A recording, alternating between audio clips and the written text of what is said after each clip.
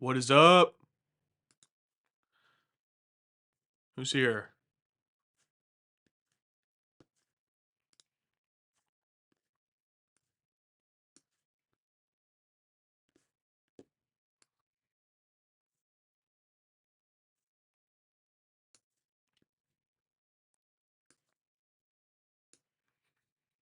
All right, I gotta reorganize this on my screen. Let's see. There we go.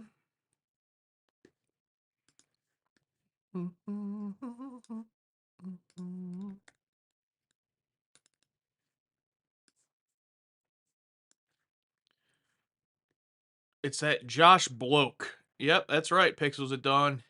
It's me. It's me. It's DDP. What is up, everyone? I can't see my analytics yet, so I don't know how many of you are here, but thank you for being here.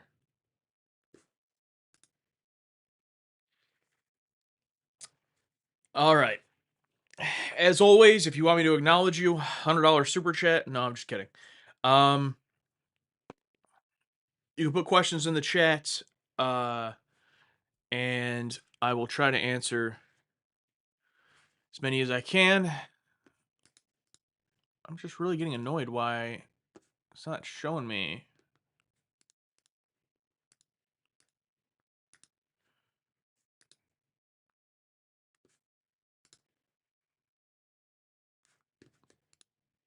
There we go.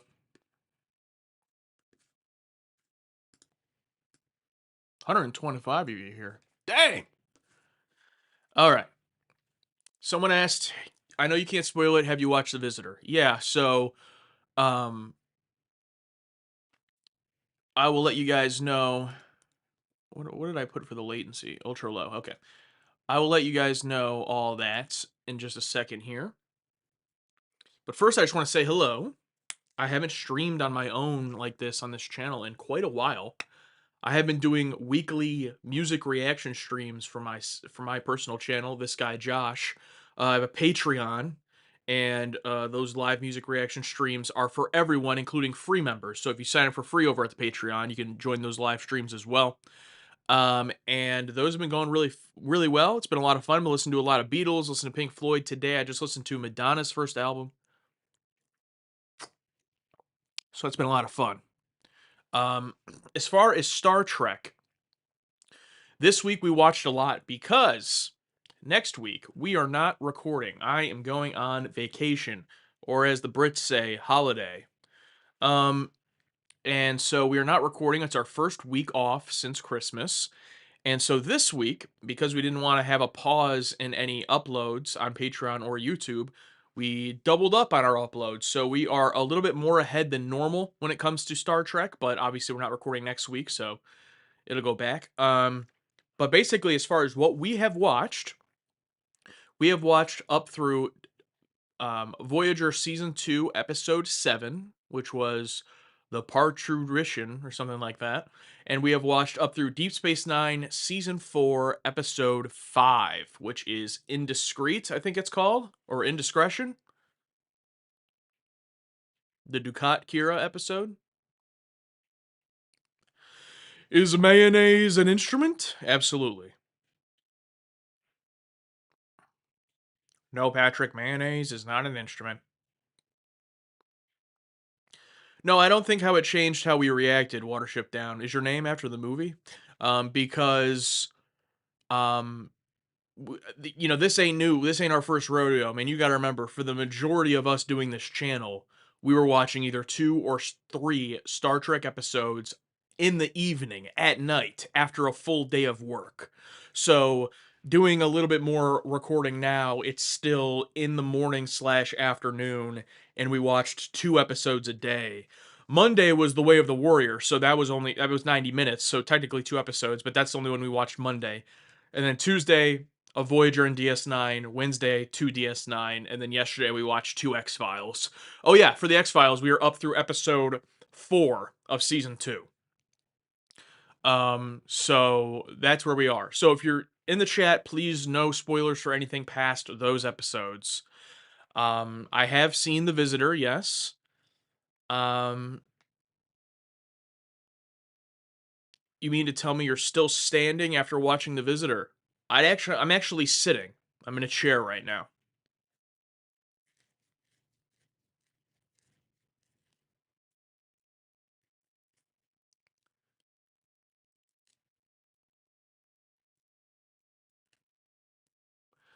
Co-Clud. Hi, Josh. Do you know that 4 episodes of Voyager were series produced in season one, but held over to season two? The 37th was originally season finale.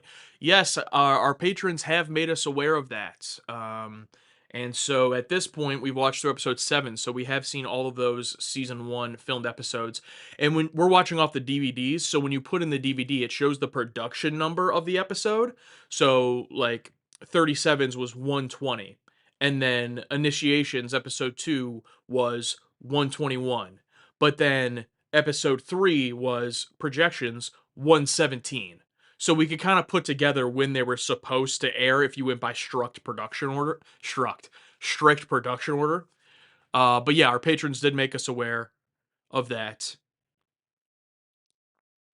What's up, Chuck? Thank you for the saying great reactions. Appreciate it.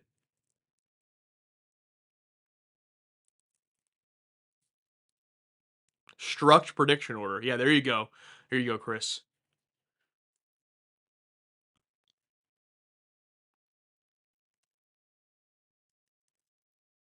So, we're going to be doing a number of. Well, first of all, overall, this stream is just a chill stream that I'm doing before I leave for vacation, just to have a quick stream.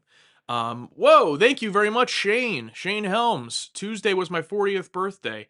Got the notification of Way of the Warrior reaction going live and stayed up watching the whole thing until 3 a.m. Best way to wrap the day. Well, thank you so much. And I appreciate that super chat. And yes, the Way of the Warrior reaction, full uncut to the 90 minutes, is up on Patreon for early access tiers. So not audience members yet. That'll be on Monday. But for target demographic and bridge crew, and is also available for individual purchase if you're not a member and you just are only interested in that one reaction. We sell all of our posts individually as well. You do have to have a Patreon account, but you just need your email. But anyway, thank you for that. I really appreciate that. This stream is just a chill. I haven't done a stream like this in a long time here, so I just wanted to hang out.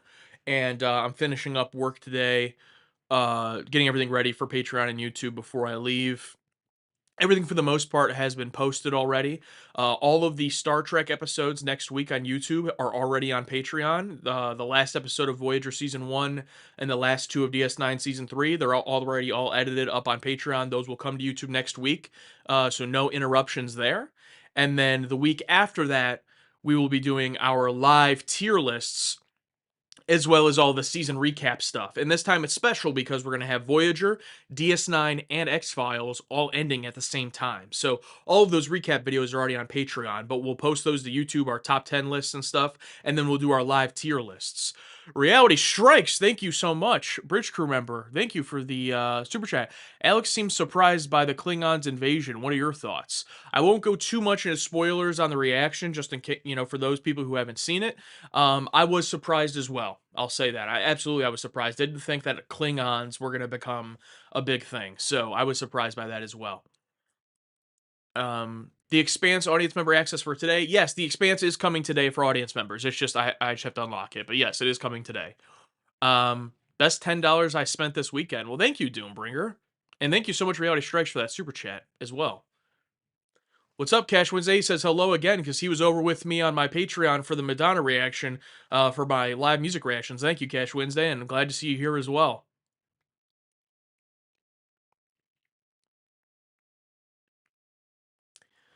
Um, Real quick, I wanted to finish that thought before that super chat. We're gonna be doing those live tier lists during a very special live stream. I don't know if any of you guys were there, but on Alex's birthday, we announced when we surpassed 2,000 total paying patrons, we were going to do three things that were all going to be live. And the first one is coming in a couple of weeks when we do those live tier lists, because while we're doing that, those tier lists are going to be part of what's probably going to be a very long stream, because we're going to be completing the Lego Enterprise, of which we are about 5% done with.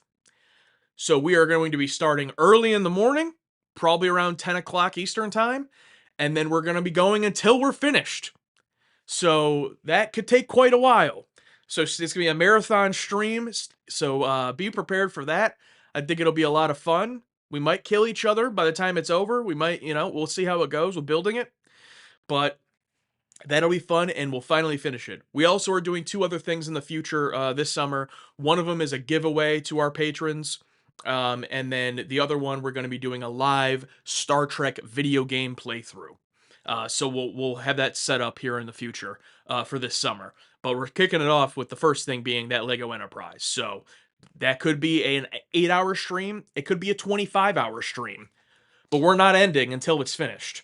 So while we're doing that, though, we're gonna be kind of building it throughout, but we're gonna be doing segments like the tier lists and other things that we'll have planned. So that's gonna be a very fun stream. 72 hours, yeah. It might even get to a point where Alex leaves and it's just me and he comes back. I don't know, but we'll see. I got another super chat here. Phone user. The early access of The Way the Warrior reaction was 3 hours of entertainment for me. Thank you. Yeah, absolutely. Yes, the episode is 90 minutes and the total video is over 3 hours because our discussion and patron take segments were very long. I tried to read as many patron takes as we could. We also got special ones. Okay, now that I'm caught up on those, first thing we're going to do today, my wife just bought me these. I've never had these before. Peanut butter cinnamon roll M&Ms. Once again, thank you so much, phone user, for that super chat. We're going to try this. I love peanut butter, and I love cinnamon rolls, and cinnamon in general. But a peanut butter cinnamon roll M&M sounds horrific. Let's see if I'm correct.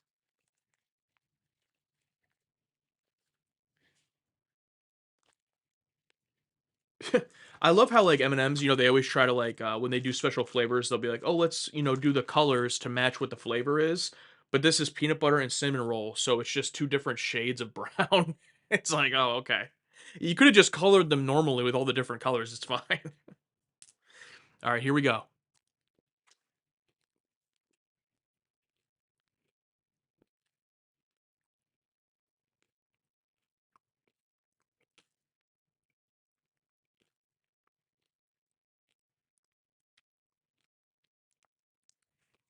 Interesting.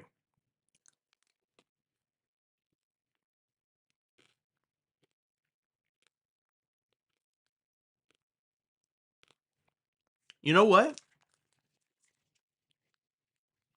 It's not horrible.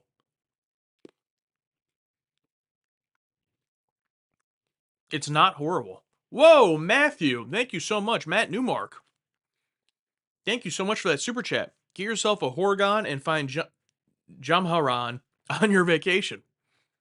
I'll imagine the fun and live vicariously through you. Keep on keeping it real. M&M sounds awful. LMAO. Let's see.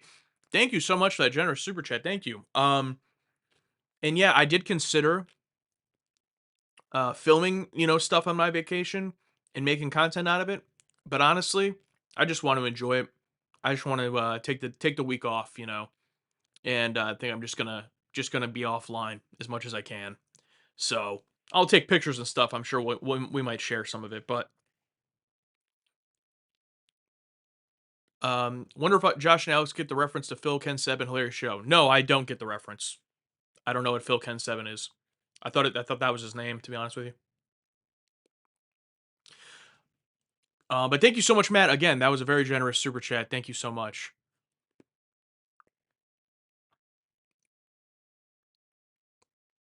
Good call. Vacation should mean vacation, not more work. Yeah, I'm bad at that. I'm bad at doing that, but I'm gonna try. Thank you very much.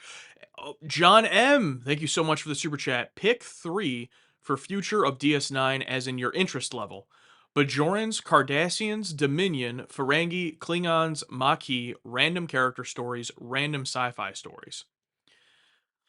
Um, well, at the end of the day, first of all, okay, I'm only picking 3. Obviously, random character stories is always going to be my number 1. Um, and I think a lot of season 3 of DS9, as well as what I've seen of season 4, has been that. So then there's 2 left. I'm not going to say random sci-fi stories because I think random sci-fi stories is Voyager's thing. I would probably pick it if it was on the list for Voyager. So then I'm going to go with Cardassians. Can never get enough Cardassians. I love Cardassians.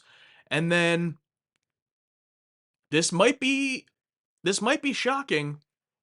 I'm actually gonna go Ferengi because there's been more hits than misses with the Ferengi in DS9.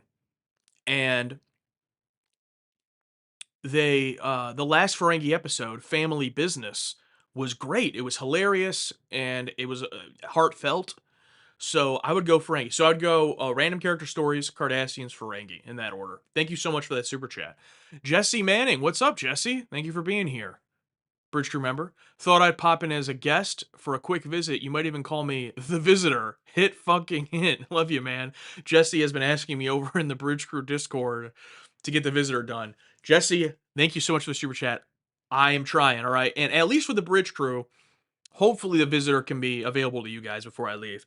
But I'm trying to get so I already have episode 7 of Voyager, that reaction done as far as the edit. I just have to upload it. And then the visitor would be next.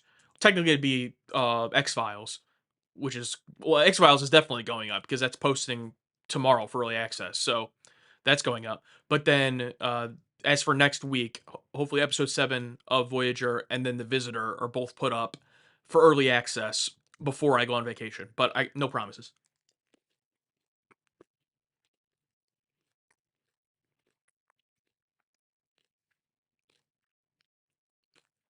DS9 Bucky's in space, yeah.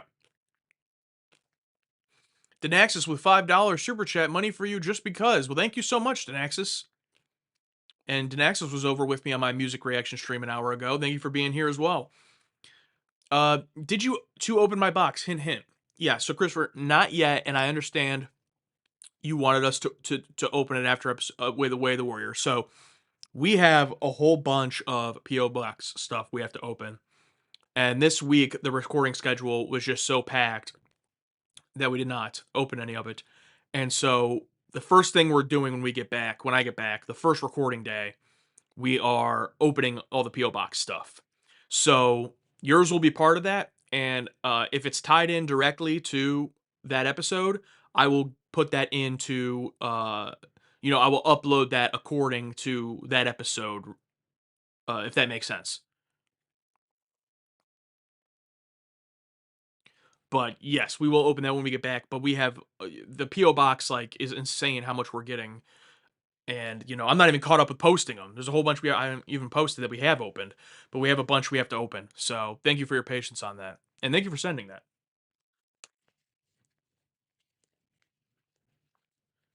What's up, Brian? Glad you like Jatrell. Proof Ethan Phillips can act. Yeah, I mean I've thought he's been a good actor the whole season, but yeah, obviously that one's a big example.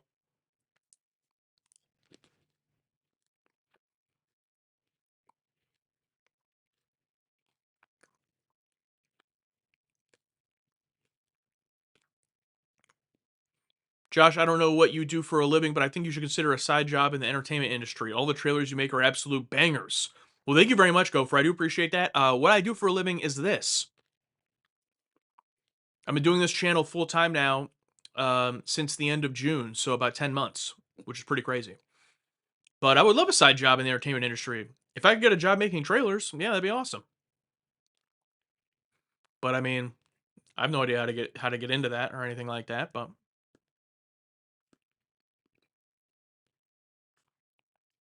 if you were to make a visitor trailer, do it. What would be a good piece of music song for it?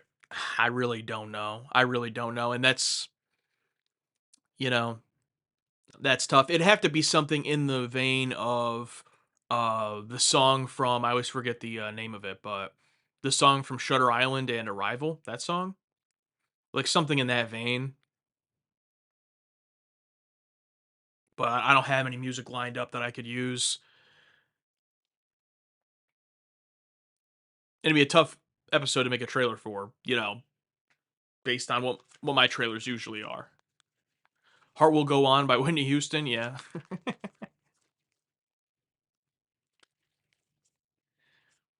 Doctor Who Book Club. When did you first find out about Worf joining the DS9 cast? I found out when we had been doing our channel for about a year, and we were either still in TOS late TOS or early TNG, I don't remember exactly. But basically, whenever I heard of the show Deep Space Nine, and I went, "Oh, there's Star Trek shows after TNG. Well, we're gonna watch the whole thing. I should probably, you know, find out what those shows are." And when you Google Star Trek Deep Space Nine, immediately Worf pops up, and he's on the poster on the IMDb page. So I've known since then. Now I don't know his extent in the show. I only know what I've seen of the first 5 episodes of season 4. I don't know what he does or anything. I just knew he was in it. And same thing for Alex.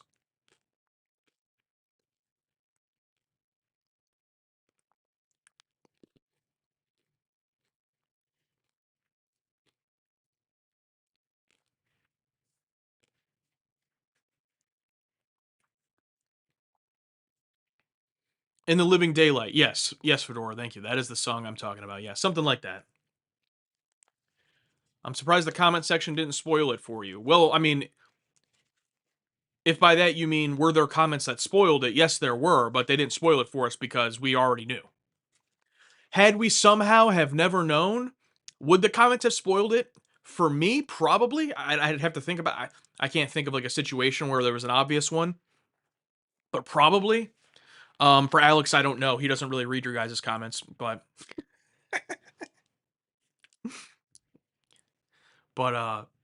yeah, it's a good chance it would have. Colomini is here. What's up? Call him Greg. I like that name. Call him Greg.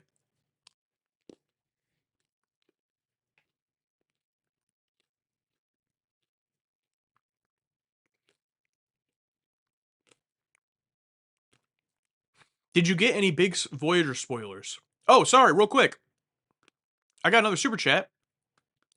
Short. Oh, you got a different name here. Space is a waste. I almost said your Patreon name just because I know your picture. $5. Kess is a 3-year-old Ocampa. You sick Talaxian. You ripped out my heart and flushed it down the damn toilet.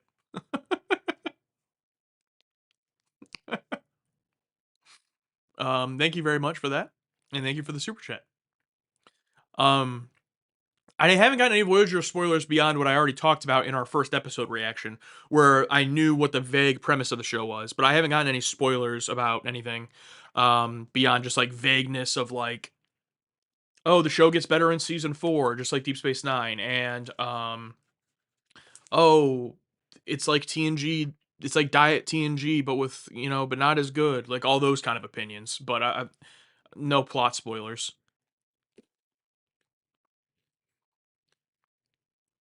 Thinking of making the change permanent? Yeah, you should. I mean, obviously I like Colomini, but yeah, if you like that name, I like call him Greg. Call him Greg. Did the don't watch credits of season 4 episode 1 comments spoil when Worf joined, or did you already know that too? I would say they were the nail in the coffin is the best way I would put it. Could I have probably guessed, once I got closer and I saw the title was The Way of the Warrior and I saw it was a 90-minute episode, could I have guessed? Probably. But getting all of those comments saying don't watch the credits, that basically solidified it. And I think, well, this is either Worf's episode or it's another crazy guest that isn't Worf. But yeah, it basically solidified it.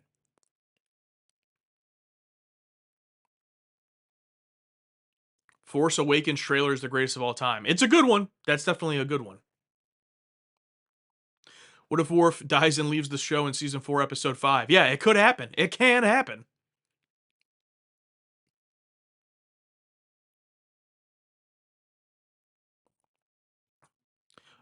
Myself and Tom, I'm only 5 episodes into DS9 season 4, not 7. I'm 7 episodes into Voyager.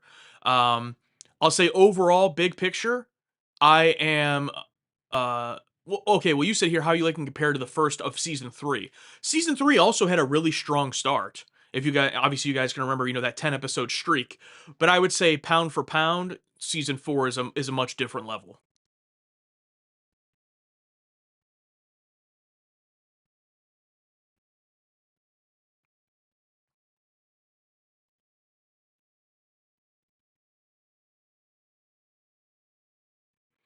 Do you plan to watch Discovery Starfleet Academy? Yep, we're watching it all, brother. We're watching it all until we're caught up with whatever the last thing is. But okay, we're about half an hour in and we just hit 200 viewers. So now it is time for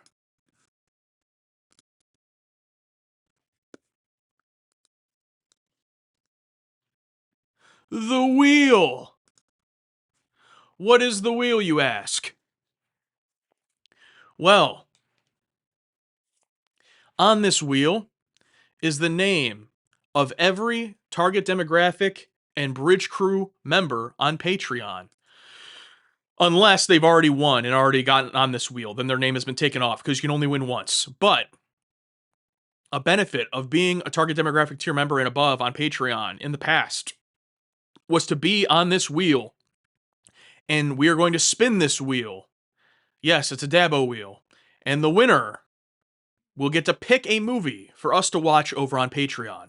For anyone that's only on YouTube, annual Bridge Crew members with their membership, that's our highest tier, they get to have a movie request that we watch and post on Patreon full uncut.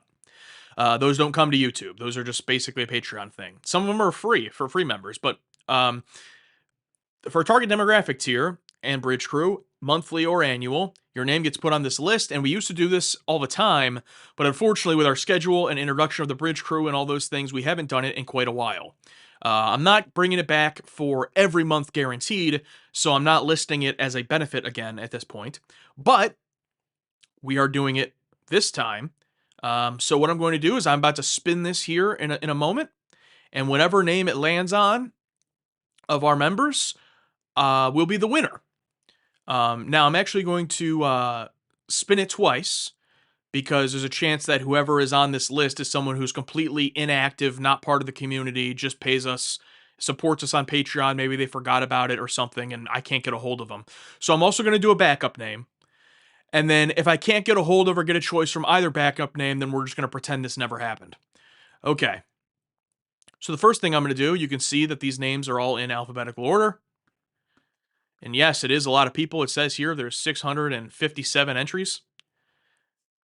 So you have about what would that be? 0.2% chance or something.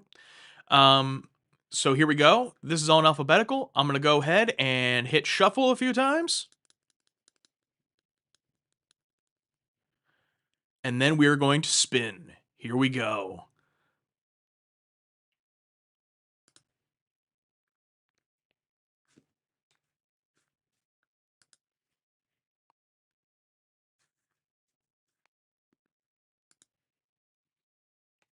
Good luck to everyone. Who will it be? Will it be me? We used to have on the wheel myself and Alex, our little faces, as spots on the wheel, and then we would get to choose. I thought that was funny, but that's not here on here anymore. See who it is. So many names, it's not even like you can read them.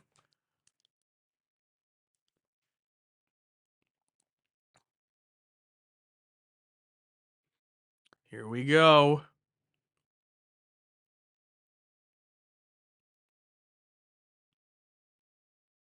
Still going.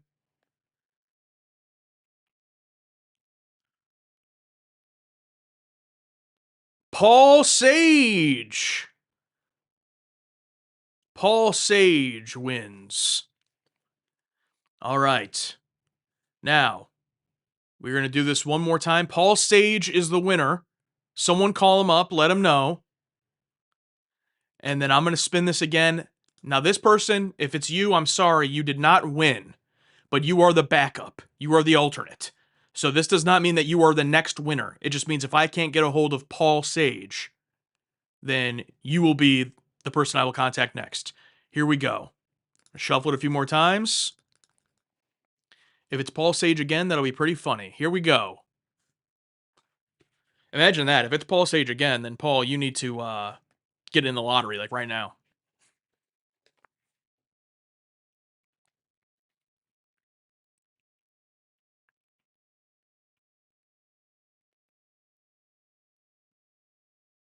Brian says rigged. Stop the count! Sir, it's not a count situation.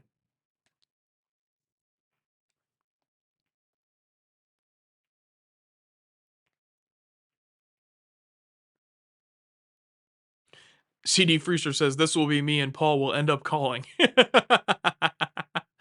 I mean, very likely. Whoever this is most likely not winning. It's just it's a backup.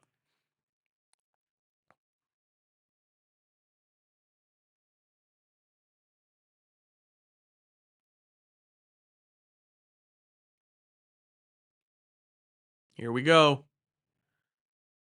Joe Censored. Joe Censored is the backup. All right. I'm going to get in touch. I'm going to try to get in touch with Paul Sage.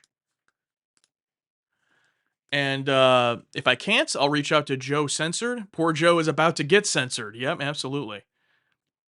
I remember when I used to do these, people would be like, if they're not here at the live stream, then they don't get it. But at that time, there was like we were doing it only on Patreon and live stream, and there was like 10 people there. It was like, okay, well, I'm just spinning this all day. Let's see real quick.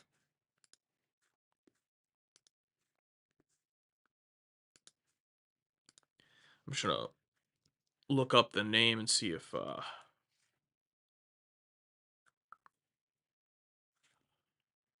right, it is a real person. like why would it not be? Like it is an actual member. So I will reach out to Paul Sage. They have been a member for 2 years. So thank you, Paul, for your 2 years of membership. That was fun. What do you think Paul's doing right now? He has no idea. He just won an astronomical odds situation. What is worse, Past Tense or Superman 4 Quest for Peace? I think it's pretty obviously Superman 4. Our Superman 4 reaction unfortunately never came to YouTube. Maybe it will one day. Oh yeah, I think Deinonychus, yeah, I think you like Superman 4, right? Hey, say it with your chest.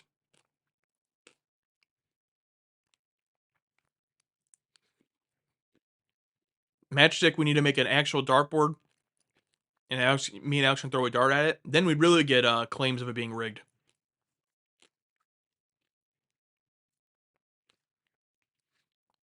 Did you guys get to Schindler's List yet? I don't think I saw it on the schedule for May. It is on the schedule for May, and we have watched it. Just gonna message Paul real quick while I have him pulled up. We have watched it, and it's on the schedule if you take a look.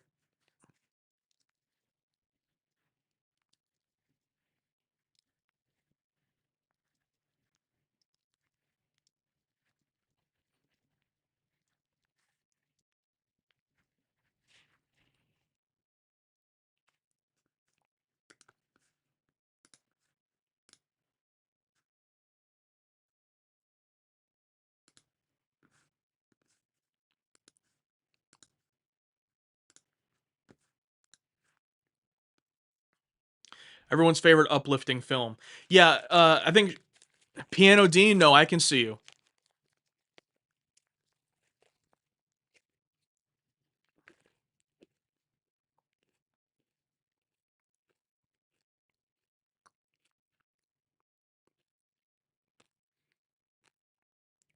Josh, I've been here for years and you have been sitting on a gold mine with all those unreleased movie edits, says Phil. Well, Phil, I'm going to need a gold mine to pay someone to edit it.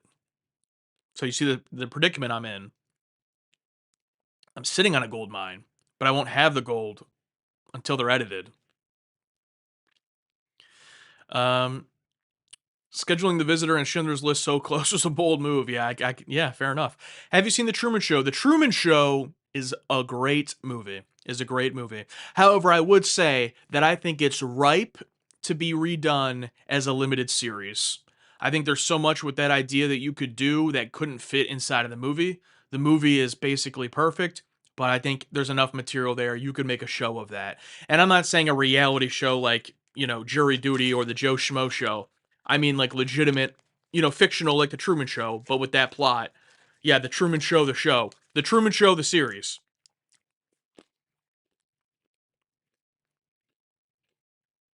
think there's a lot to explore there.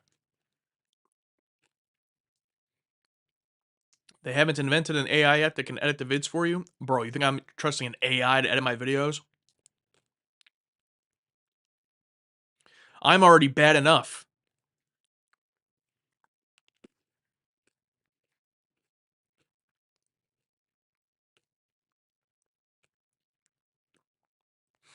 Suggestion: some other reactors post a weekly schedule of their uploads here on YouTube. Would be a great addition to your channel if we could get a preview of what we'll be able to see that week.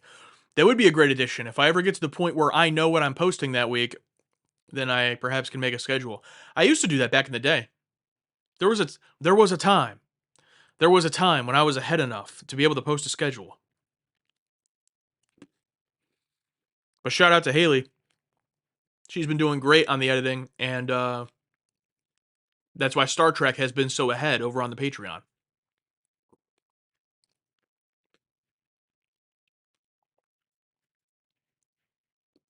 What do edits cost?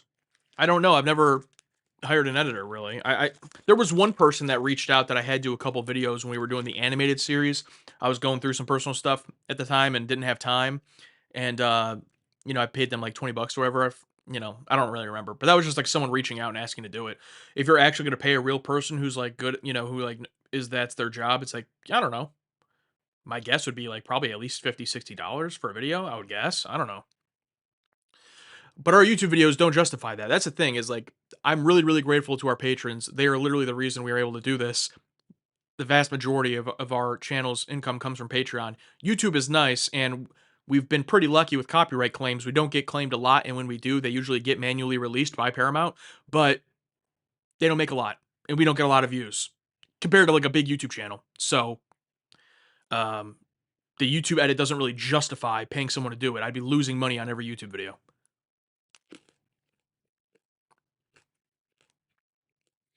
Unless your argument is the YouTube video itself doesn't make enough, but it's a marketing tool for people who join Patreon. That argument I can see that. Favorite books?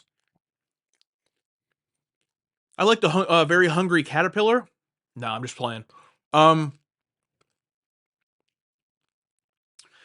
Probably my favorite book all time is a novel by Ron Curry Jr. called Everything Matters. That's a really good one that I enjoyed. But I really don't read a lot, man. I don't. I'm not smart. I read Stephen King's It a number of years ago during COVID. That was tough.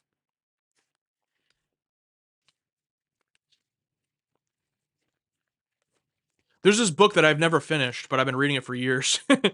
Started years ago and I've fallen off a bunch of times. I don't remember what it's called anymore. But it's a love story and the book is told in reverse. So it's very interesting. But I forget what it's called. No, Katie, I have not finished Imzadi. I have to. I hit that halfway wall. This is what I do with a lot of books. I'll read about halfway and then I just fall off. So and then it's like when I go back to it, it's like, do I remember enough to just continue from here? Or do I have to restart?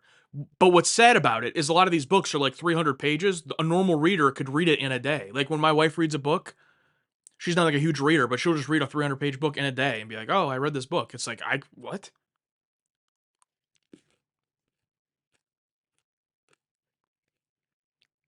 Put the book in the bathroom. You see Badger? That's a good idea.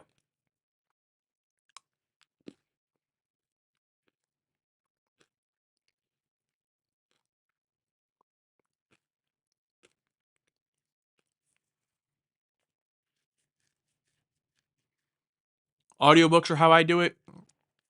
Yeah, I listened to the audiobook for Stephen King's It and while reading the book, that really helped me get through it because it's such a long book. But I don't know. I know I've looked it up. I've watched authors talk about it. Like I've watched Stephen King talk about it, like different authors, and they all say the same thing. Audiobooks are the same as reading. Your brain processes it the same as reading. I just can't buy it. Like I just can't. When I listen to an audiobook, I don't feel like I'm immersing myself in the story like when I read a book. I don't know why.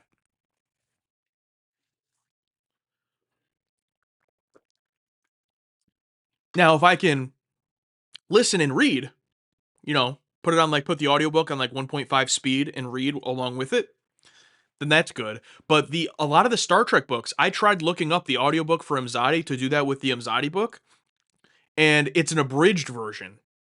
So they don't even have a full audiobook version.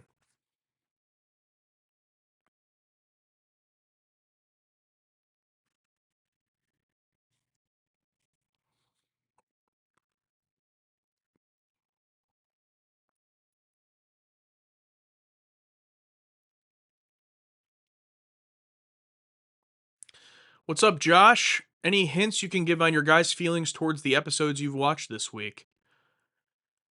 Well, I posted over on Patreon in the general chat, but I posted a meme that said dies from peak fiction. Um, it was quite a week. It was quite a week. To have a week of doing double recording, we picked quite a week. Uh, I'm really liking where we're at with all of our stuff we're watching. You know, the big three: DS9, Voyager, X Files. I'm really liking where we're at with all of them. I think it's gonna be a fun summer, a fun rest of the year. Uh, Math Theming, thank you so much for the super chat. I highly recommend the Modern Planet of the Apes films for future review, but also the unofficial companion to TNG, Gargoyles, the animated series. Well, thank you so much for that super chat. I have seen the Planet of the Apes films, the original trilogy. I did not see the fourth one that came out. I absolutely love the Planet of the Apes trilogy, specifically. Uh, well, actually, all of them. I love all of them, but specifically Rise of the Planet of the Apes. I don't think it's the best one, but I saw that in high school and just like really loved it. Is it the best of the trilogy? I think the trilogy kind of gets better as it goes along, as the effects get better as well. But I didn't see the fourth one because I just felt that War was such a good ending to that trilogy. I just felt like it didn't need to be continued. But I'm sure the fourth could have been good. And then Gargoyles is on my list to watch on my solo channel eventually.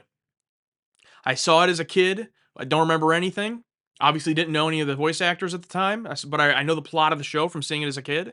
I'm gonna check it out eventually on my solo channel. But right now on my solo channel, I'm doing Smallville and 6 Feet Under season one. So I want to finish those first, and I already don't have a lot of time for those. Sixto, thank you so much for the super chat. Because of my ADHD, I have to do audiobooks. If I'm reading, I do it with music, so I'm overstimulated and can focus better.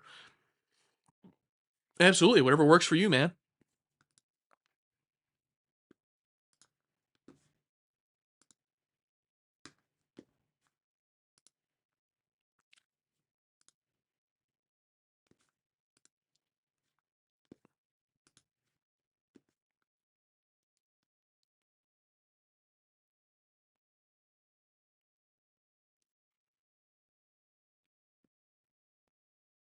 Will Way of the Warrior be a single video or a two-parter? Single video. We watched the 90-minute version on the DVD. Single video.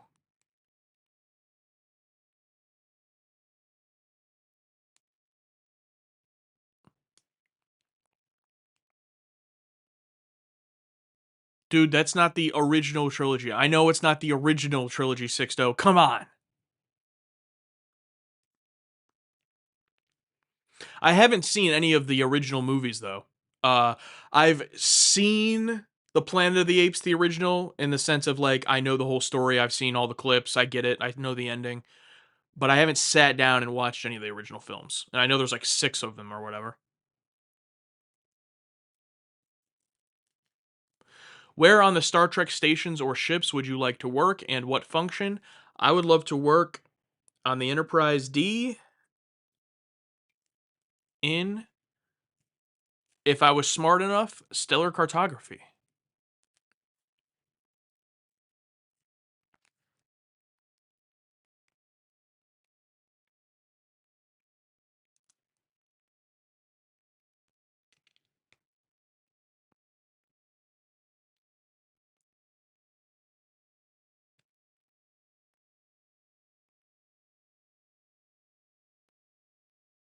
The only honorable way to watch The Way of the Warrior, absolutely. Mr. Jerks.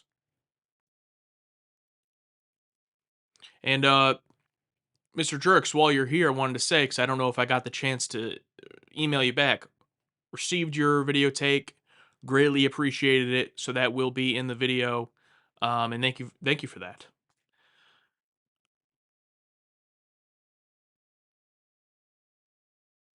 I'd prefer to work for Mommy Janeway.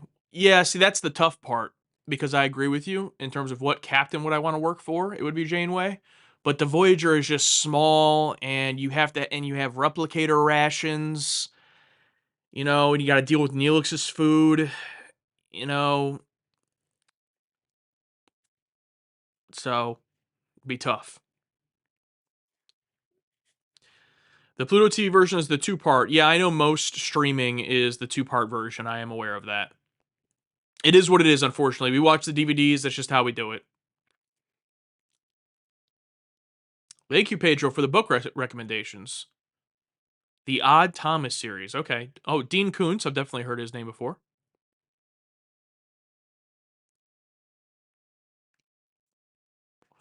How long will you be streaming? I don't know. As long as people are here. We got about a little over 150 right now. So, I mean, I do have to get some work done. This is technically work.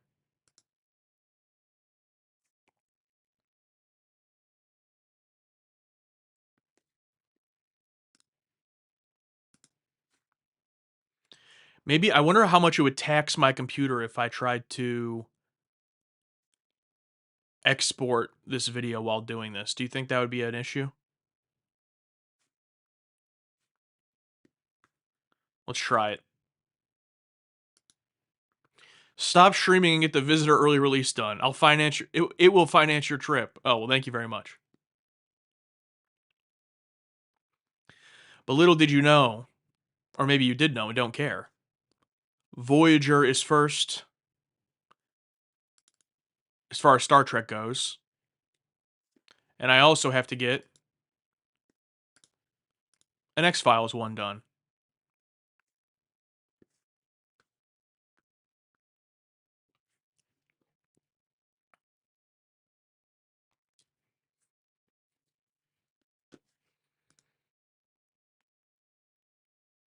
How about that Rob Bowman? Yes, Rob Bowman indeed. Star Trek's biggest, could it be Star Trek's biggest L of the 90s, losing Rob Bowman?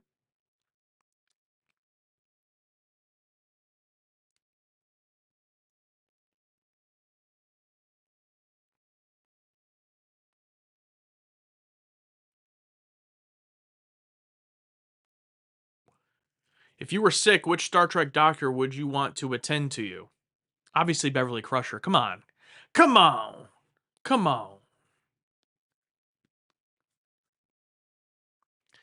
I have to plug in my drive in order to even export that, and my drive's not here right now, so it's out at the store. No, it's over there.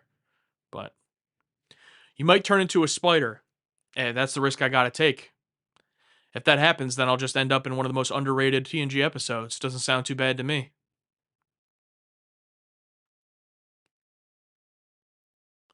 How do you think X Files holds up with its age? I think it holds up brilliantly. It's better than TV today, of what I've seen.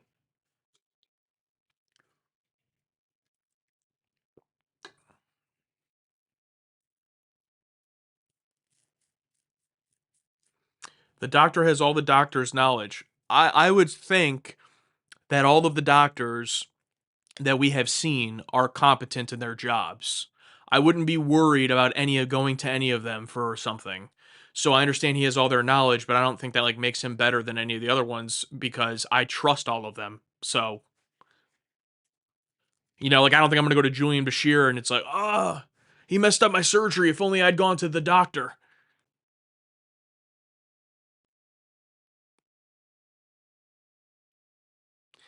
Definitely not the doctor that almost killed Worf replacing his spine. She was against that procedure, okay? She did not want to do that procedure, knew the risks of it, and only did it because Worf insisted.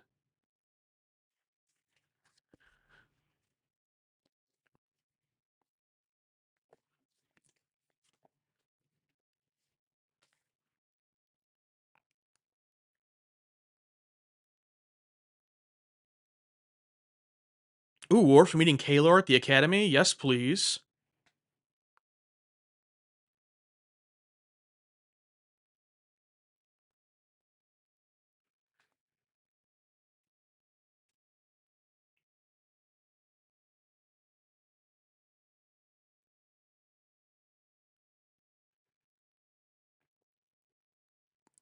Dr. Crusher versus Dr. Scully? Oh, what are you doing to me, man?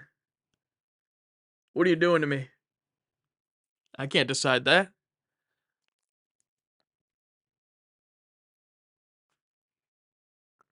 Dr. Scully. Okay, moving on.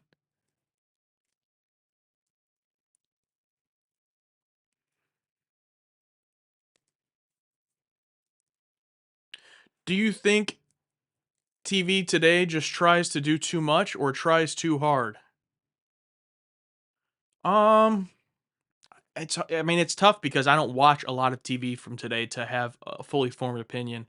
I think a lot of the best TV of the last 20 years I haven't seen, so it's hard for me to have an opinion. But from what I've seen, I think um, I think they've lost the plot in terms of why people watch TV instead of movies. That's the best way I could put it. Limited series are great and they can be great, but people just want to seemingly make all of their TV shows limited series a season at a time, if that makes sense, in the terms of the format of it. And it's like, no, I don't want that. I want every episode to be worth me watching. I don't want to wait 3 years to watch 6 to 10 episodes that are all one story where nothing happens for 80% of it. And then it ends by telling me to wait for the next season. It's just, and I know not all TV is like that. It's just that's what happens a lot of the time when I watch modern TV, it seems. So I stick to trash reality TV.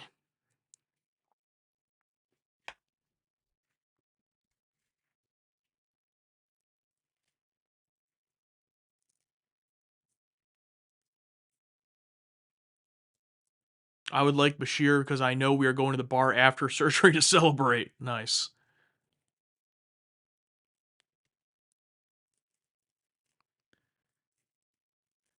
Yeah, 5 seasons of Stranger Things took 10 years to make. No thanks. Yeah. I mean, obviously COVID played a part in that, but yeah.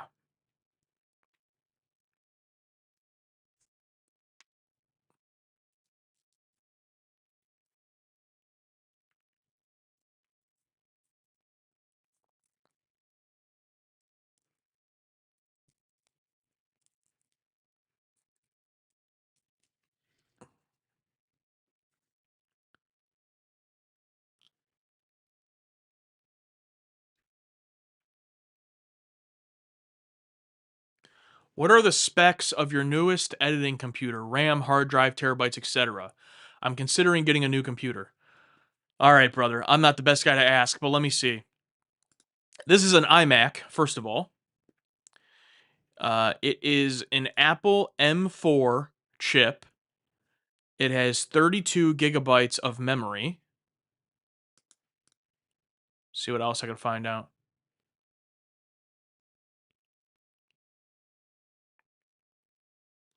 Holy crap, I need to delete some stuff. My storage is full.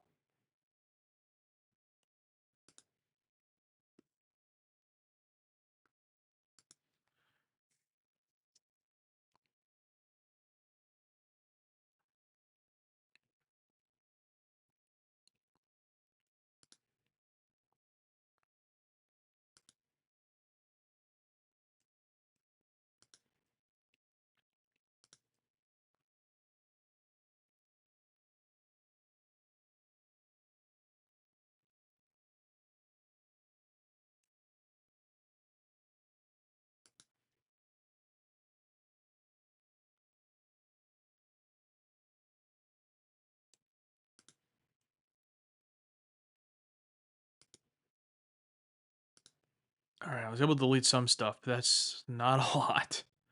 I am getting cooked. It's 3 a.m. here. Damn.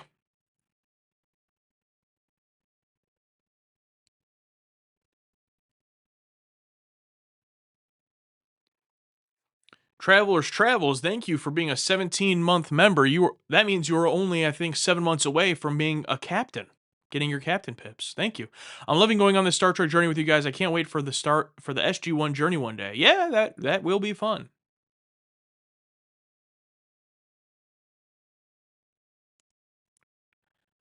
Yeah, you like my album covers in the back? Yeah. The Mount Rushmore of 21st century pop?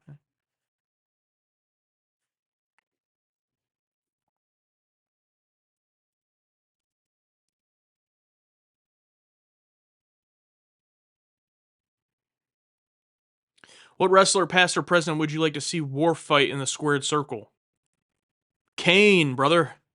The War Worf versus Kane? Let's go. Pixels at Dawn, thank you so much for the super chat. What genre of TV series would you be interested in doing after Trek and X Files are finished sometime in 2040? Yeah, when I'm a 50-year-old man. Um, let's see. What genre of TV series?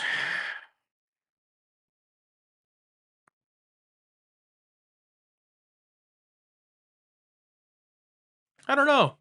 Genre? I feel like it'd be easier for me to name like individual shows, but as a genre, I still would really love to do not quite a sitcom, but I would love to be able to do a show like okay, I've already seen this, but Seinfeld or like a Simpsons, or something that's just 20 minutes, has a whole crap ton of episodes, and is just a kind of lax fun time. I'd love to be able to do something like that, but that would never be a primary, like the primary driving thing. It would just be supplemental. But I'd love to be able to do something like that. Alex and I have thrown around the idea of Curb Your Enthusiasm because we both love Seinfeld and neither of us have seen Curb Your Enthusiasm. So that is a possibility. I have not watched Lost. Alex has seen all of Lost. I know what the ending is. I've watched a lot of Bob's Burgers. I enjoy it. I watched the first couple of seasons of The Goldbergs when it was on, but I fell off eventually. But I did enjoy it while I watched it.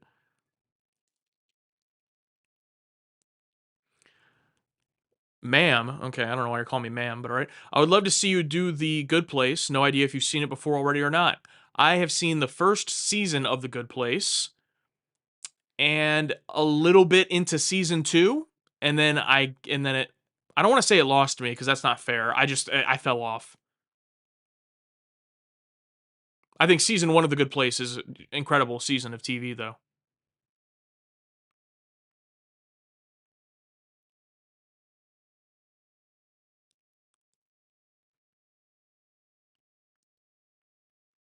Brooklyn Nine-Nine, I've seen all of Brooklyn Nine-Nine up until the arc where um I already forgot his name in the show, but Andy Samberg, he gets put into witness protection.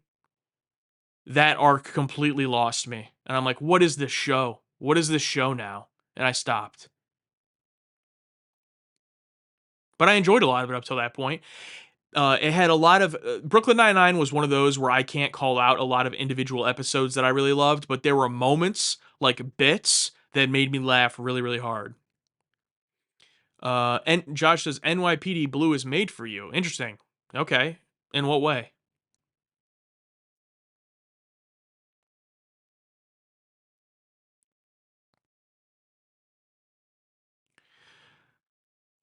I'd be fascinated by your and Josh's takes on Max Headroom. Well, I am Josh, but thank you.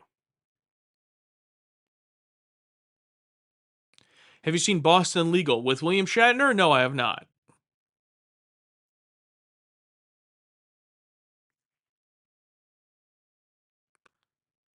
Stargate GG1? Yeah, I haven't seen Stargate outside of one episode that we did for the channel. Grimm is around 45 minutes, but really good. Has an X Files feel to it. Yes, yeah, I will. That is on the list. I wouldn't quite say it's on the list in terms of like we're doing it, but we're aware of that one. Can't be bothered to remember their names. Yes, yes. No problem. Bad advertised. I was joking around.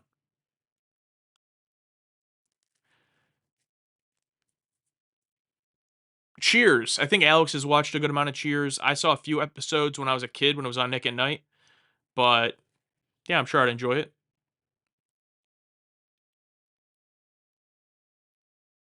I would really enjoy if you watch Good Times from the 70s just to get your take on the era. I mean, I love 70s films, so maybe I would like 70s TV. Yeah, I don't know. I don't think I know what Good Times is though. Avatar: The Last Airbender, I have not watched. That would be an interesting one. That would be an interesting one. You deserve to enjoy the OG Night Stalker series. Not movie, but the short-lived series. Well, we've watched both movies, and they're on the channel. And we actually did watch the first episode a couple months ago of the series. That is full uncut on our Patreon. Would love to bring that to YouTube eventually, but the first episode we had a free day and we watched it and we really enjoyed it and we love the movies. Any chance you finish Battlestar Galactica? Really, the only chance of going back to Battlestar Galactica would be if the bridge crew over on Patreon votes for it, and even then, that it would be only on Patreon. So I hope they don't vote for it, if I'm being completely honest, but it's completely up to them.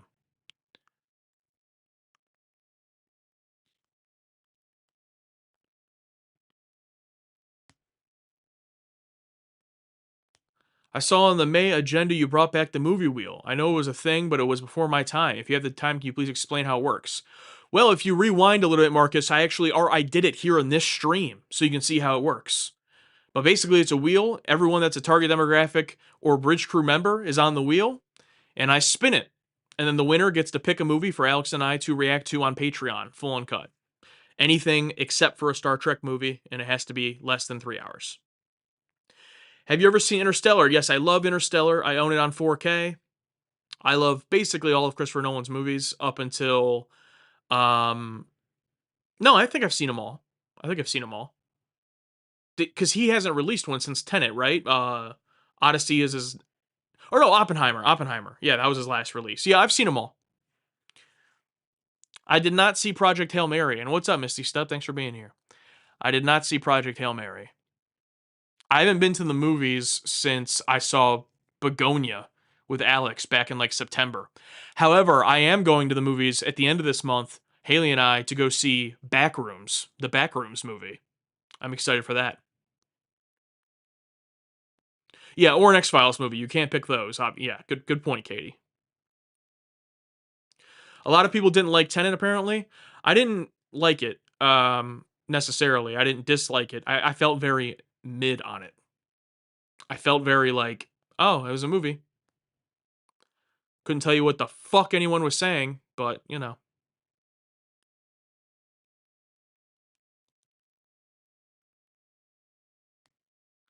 Top Gun Maverick was your last cinema visit. Yeah, a lot of people went and saw that one. Yeah. Even my mom, who my mom never goes to theaters, she went and saw that. Well, I think she goes to theaters more now, but she went and saw that. Everyone saw that, I feel like. I did not. Haven't seen the original. Haven't seen that one either. Going to see Mortal Kombat 2 on Sunday. Oh, okay. NYPD Blue has all the aspects you and Alice asked for: standalone episodes, emotional character scenes, great dialogue, innovative direction, camera movement, character development. Yeah, I mean, that sounds about right. It sounds like it checks the boxes. Josh, maybe you can convince everyone in the bridge crew to vote for it.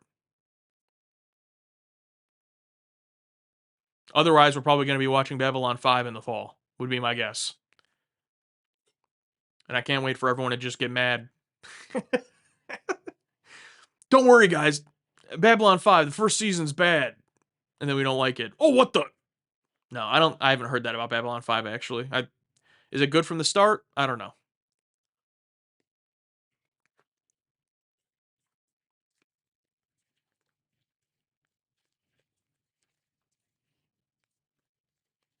It will be Babylon 5, says Greg. Greg is in the bridge crew. Well, everyone strap in.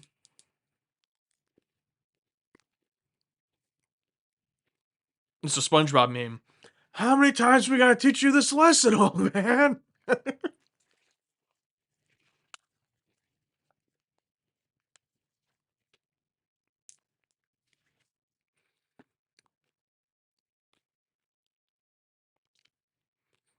Break my heart that Buffy season 2 didn't make the cut. That's a perfect example of rough first season, exponential growth from there.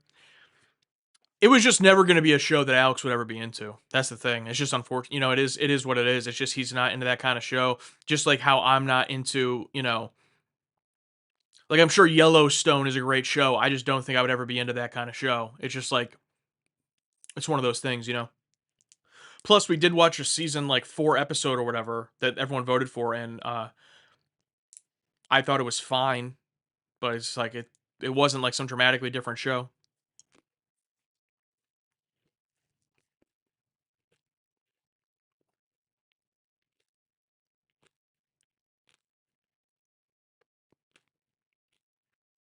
Yeah, Rain Man. That's definitely one that I'm aware of from pop culture, but I've never seen.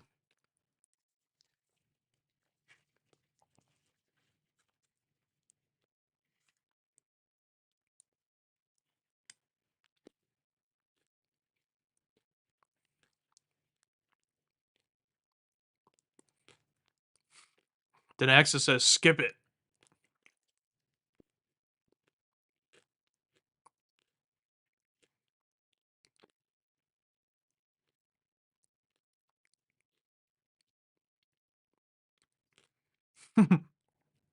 Greg says I love Buffy in my early mid 20s. Now I try to watch it and it's like listening to nails on a chalkboard. Damn.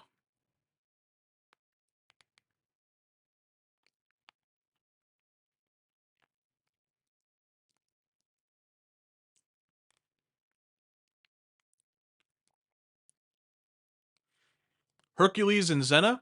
Well, if they're anything like Conan the Barbarian, then I'd probably like them.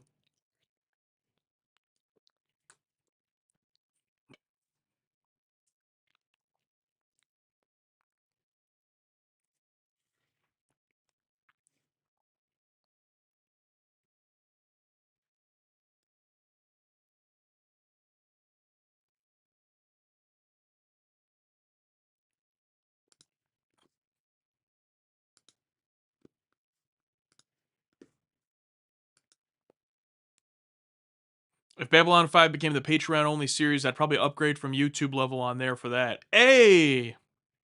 All right, Andy. I see you. You're loving The Expanse so much, lol. Yeah, it is what it is. You know, I will say this. Actually, while we're talking about this, I'm going to go unlock it on Patreon because it's supposed to unlock today for our audience members. I will say this about The Expanse. If you erase season 4, we're on season 5 right now. If you erase season 4, I like the show. I didn't like season 4, but I thought season 1 was pretty good. Season 2 was quite good. Season 3, the first half was really good. The second half was fine. So when you look at that as a total, I like the show. Season 4 just fell off a cliff, and then season 5, I've actually really enjoyed the non big plot elements, but they split everyone up in season 5. So there's stories I'm really into and really like, and there's some I don't give a crap about. Um But overall, it's been a huge improvement from season 4, and I am kind of, I'm excited to watch the end of the season and season 6 and finish it just to say I've watched the whole show. But I don't hate the show. It's not a show for me, but I like it. A lot of it is well made and there's good characters. Um, for Alex, however, it's a different story. But, you know, it is what it is.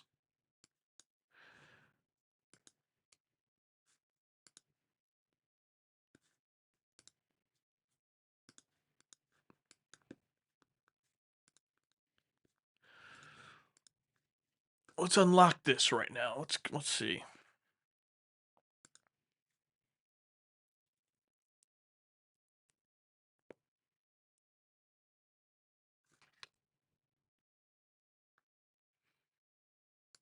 Convinced my parents to watch Supernatural and they fell in love with it. Yeah, that's one I'd be interested in as well, where that's one where it's like it seems to be kind of X-Files esque in terms of like episodic supernatural, literally.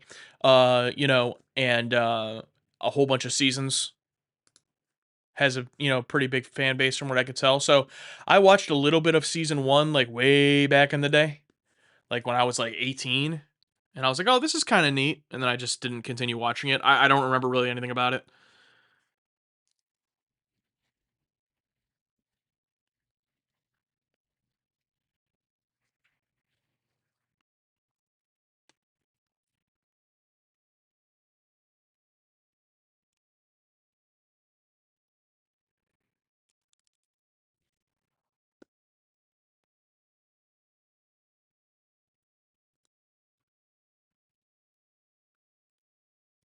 Oops, forgot to take the early access off the title. Take that off.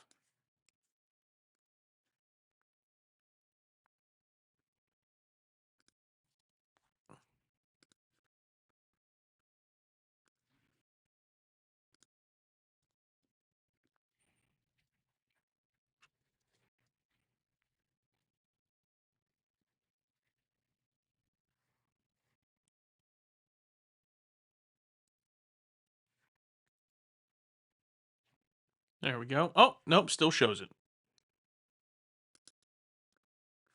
What's happening? Oh, whatever. It's available to the tiers. That's what matters. Okay.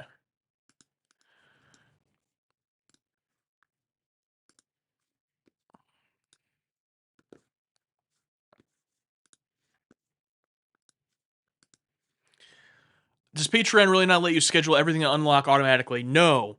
What I have to do is I have to manually go in. So when I post it, basically you select the tiers that it's available for. So when I post it, it's available to those tiers.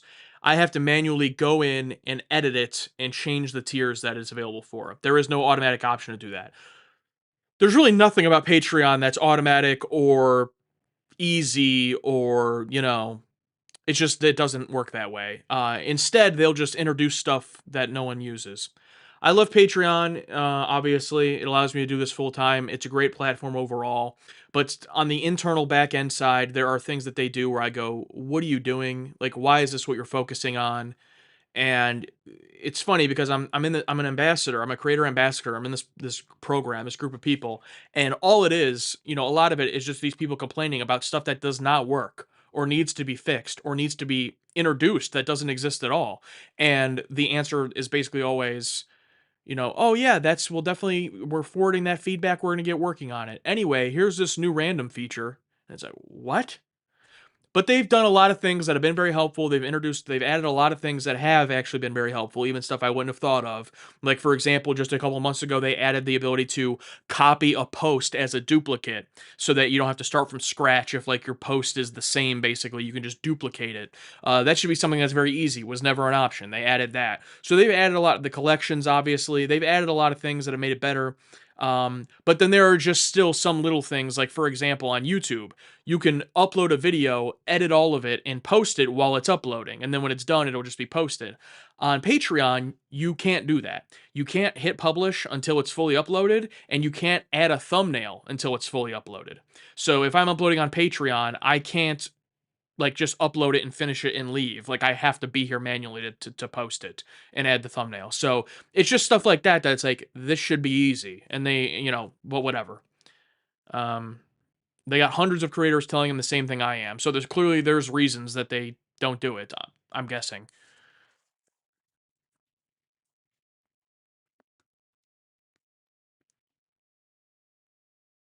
Patreon won't even let me upgrade from annual YouTube membership to monthly audience member. That is weird. I don't know why that would be the case. Ironworks Gaming, thank you so much for the super chat. For all the entertainment you guys provide. Well, thank you so much. I appreciate that.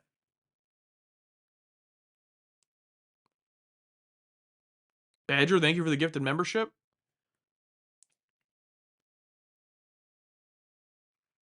There's so much Stargate content it would take forever. They couldn't even make it through 4 seasons of GSG. Well, us not making it through it had nothing to do with the amount of seasons. It's because it wasn't good. But, if Stargate's good, then that'd probably turn out differently.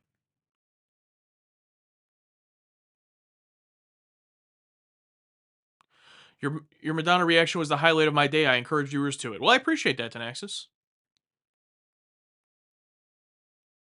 See you later.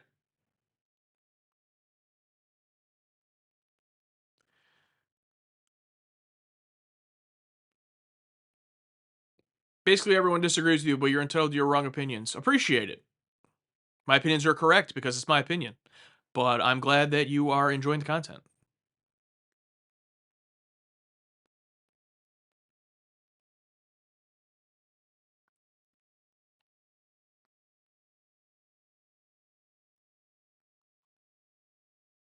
Lord of the Rings trilogy. I watched Lord of the Rings trilogy once at home as a child. I was like 7. Don't really remember much of it, but I get it. Like, I get what the story is. But watching it would it'd be one of those, like, it'd be essentially a first time watch. Cash Wednesday, random question, Josh, for your solo channel. Any chance of a music only tier? I'm not sure for the reason of it for it being cheaper. No, probably not. Other than that, I don't really know why I would do that in terms of like, I understand maybe not wanting to be annoyed with the notifications of the other stuff, but I don't post that much, so I don't think it's that much of a bother.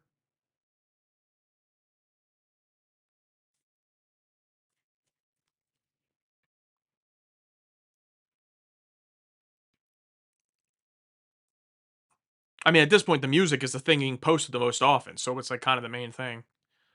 The other stuff's kind of the extra, but I have thought about doing stuff like that in general, but I just don't want to separate the content that way. And that's across the board, even for target audience. Like I've thought about, oh, what about people who find our channel and they're not a Star Trek fan and they only like X Files and they want to come to our Patreon, but they don't want to pay $10 for this mainly Star Trek channel. And I thought about that. Oh, do I introduce a $5 X Files tier? But it's like I don't want to do any of that. I just want to keep it what it is. Who won that last poll on your channel? I believe it was A Few Good Men. So I'm gonna be watching that when I get back from my vacation.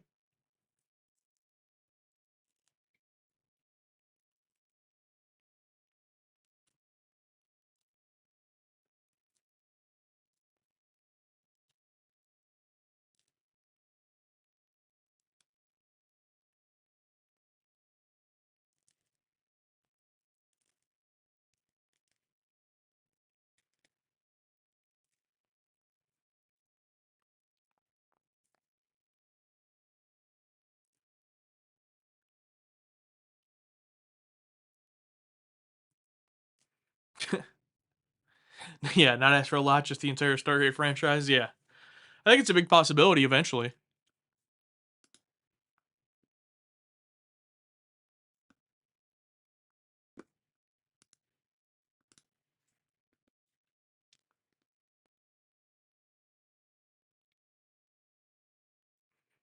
Yeah, after Enterprise, yeah.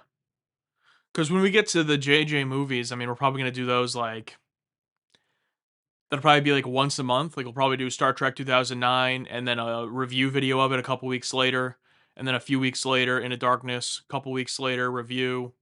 I'm talking about for YouTube. So and then when we get to the new shows, a lot of those are like 10 episode seasons. So yeah, I mean, we'll definitely need something else going on by that point. Still a few years away though. So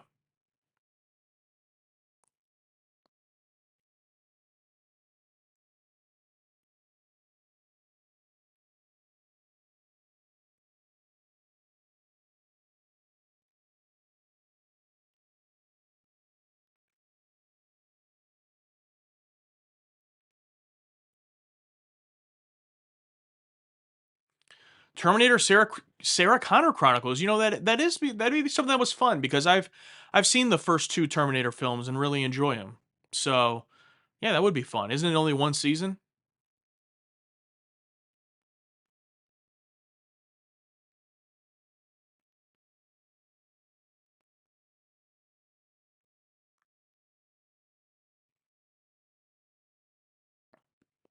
Two short seasons? Okay. Too short a season? TNG? Was your plan today just to chat with random humans or did you have a thing? Well, I did the wheel earlier. Um, but in general, it was just to come on here and chat. Yeah.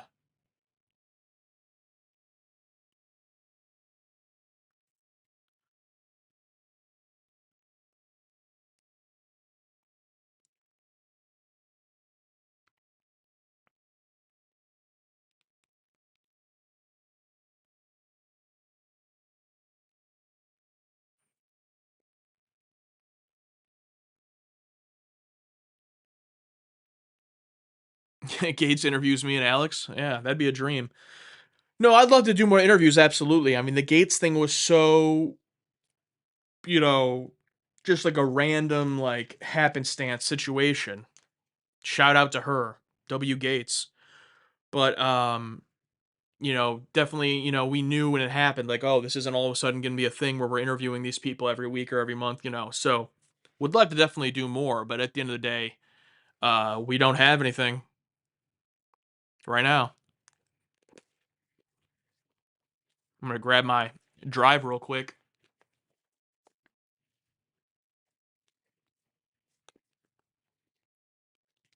so I can do some work while I'm talking to y'all.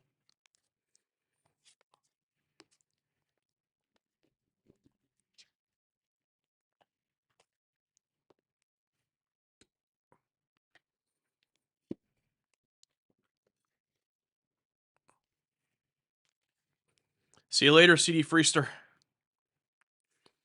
You have a few framed pictures behind you. Yes.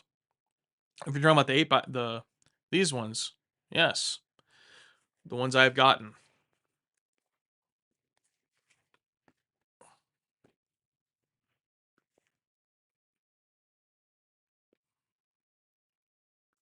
You guys handled yourself so well with Gates, very impressed. Well, I appreciate that. It was scary.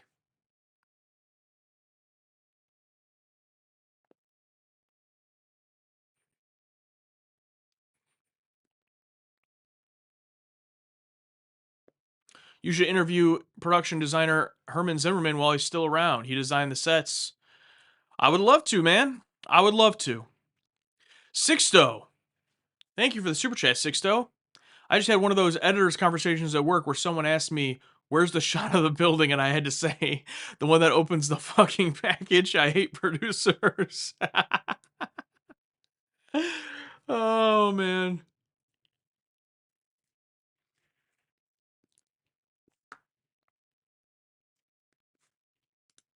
Thank you for that, Sixto. That's hilarious. On the interview theme, if you can pick three people who'd love to interview, if you could, who would they be? Three people. Um,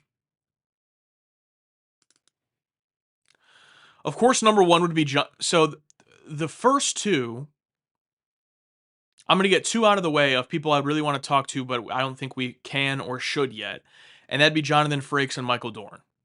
Michael Dorn, obviously, because he's in DS9, which we haven't finished, and Jonathan Frakes because of the TNG movies. And we talked to Gates, even though we haven't seen all the TNG movies, but she's not, if there's anyone after Picard that I would imagine is like a bigger deal in the movies, it's probably Data and then probably Jonathan Frakes. Um, but also the Gates thing, again, it was just like once in a lifetime, so I couldn't pass it up. Um, so I would want to wait a little bit before we're talking to them. And then number three for me would be Susie Plaxton. And then it would probably be, you know, just all my favorites in that order. Marina Sirtis, Brent Spiner, all that. But Denise Crosby, yes, we would love to talk to Denise Crosby as well. Really anybody, dude. But not even just the actors. I would love to be able to talk to Jonathan West. I'd love to be able to talk to Marvin Rush if he's still alive. I'd love to be able to talk to, um, you know, David Nutter. I'd love to be able to talk to, you know, all those people. Ronald Moore. I'll talk to Ronald Moore. I'll go, so, Battlestar Galactica, what were you thinking? This interview is over. He gets up and leaves.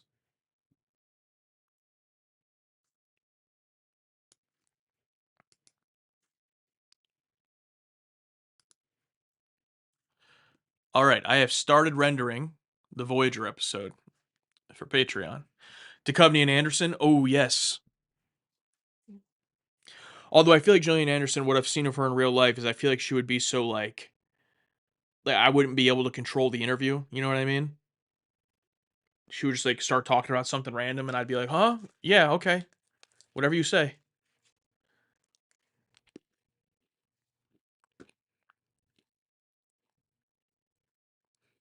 What's up, P. Ferreira?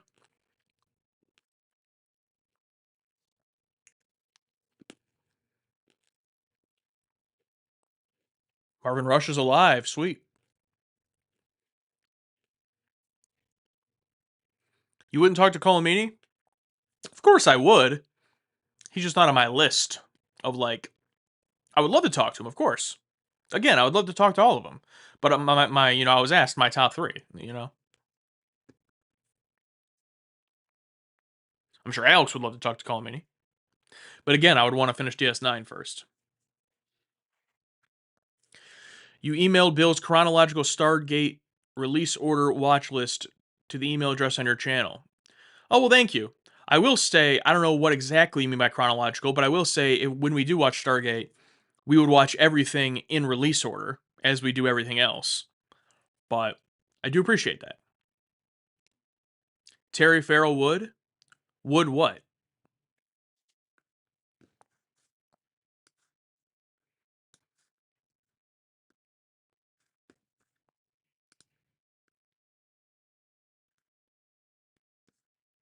She just would.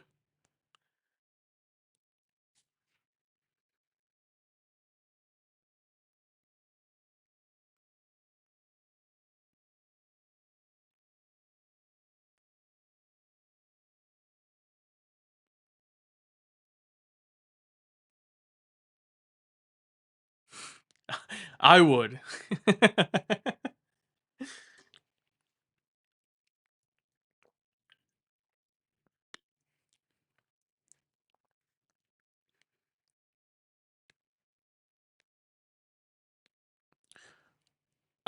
Well, for Voyager, that's how it aired. They aired in season two. So how they're listed is how they aired.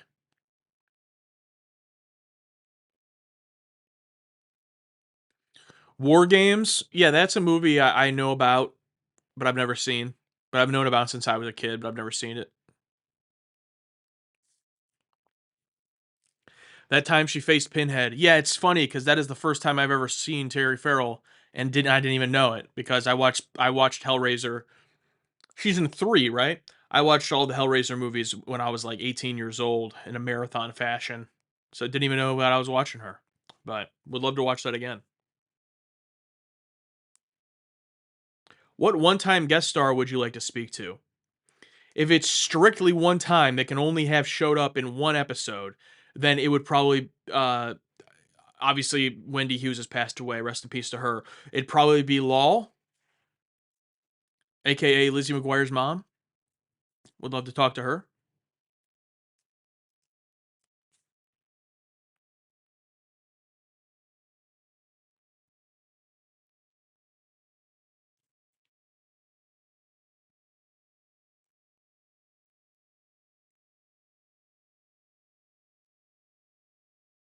What episode are you up to? Yeah, so again, for anyone who's joined in recently, Voyager, we have watched episode 7 of season 2, and DS9, we have watched episode 5 of season 4, and then X Files, episode 4 of season 2. Showing my buddy and his wife Empire Strikes Back tonight. They are new to the Holy Trilogy, and I have the despecialized edition ready to go. Are you skipping A New Hope? You're just going. Are you just showing them Empire Strikes Back?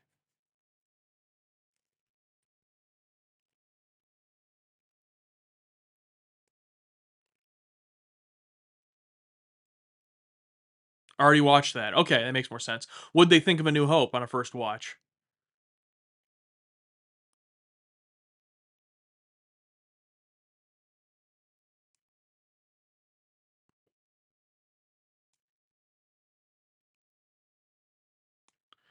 See you later, man.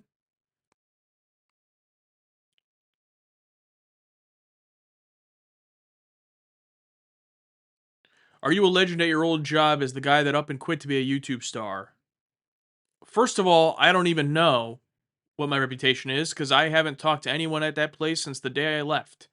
Second, I doubt it because no one knows about this at that job unless they found out themselves. I didn't walk in and say, I'm quitting to do YouTube. I just put in my 2 weeks and left. So if anyone there does know about it, it's because they just happened to find it somehow. What's up, Mattia? Aren't these live chats dangerous? Yeah, it is, but I do have some mods here, so they help me out. How satisfying was it when you left? It was very satisfying. I didn't hate the job necessarily, but a situation happened right before I left that I felt very justified in leaving, even if it weren't for this channel. So it felt nice for sure. It was satisfying. But also at the time I was super nervous because obviously doing something like this is insane. So at that time it was like, who knows? Maybe I'll be looking for a job in 2 months. Or what I was really looking at was, November when we finished TNG. Because I totally thought I know there's DS9 fans, but I'm like, when TNG ends, we're gonna see that huge drop off. And no, membership went up. So that's been really nice. But that was, I was obviously very nervous at that time. But I'm still ready, any day. If I wake up tomorrow and all of you decide that DS9 and Voyager are actually bad and you all leave, then I go get a job. It's like it's not the end of the world.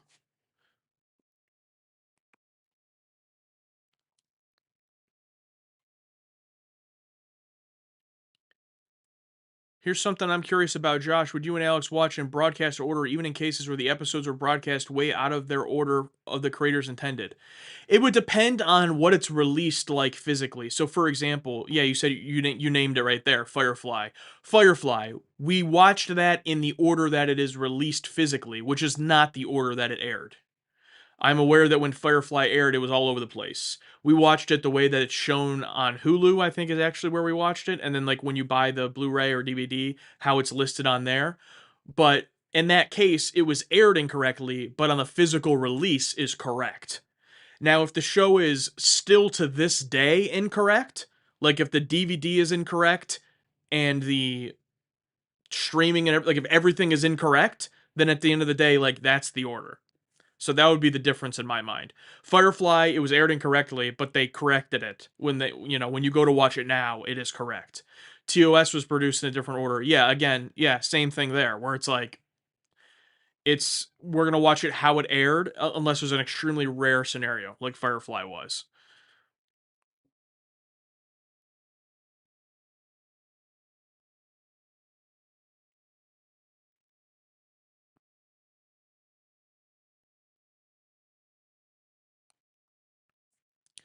What's up, Doc Emmett Brown, 88 miles per hour?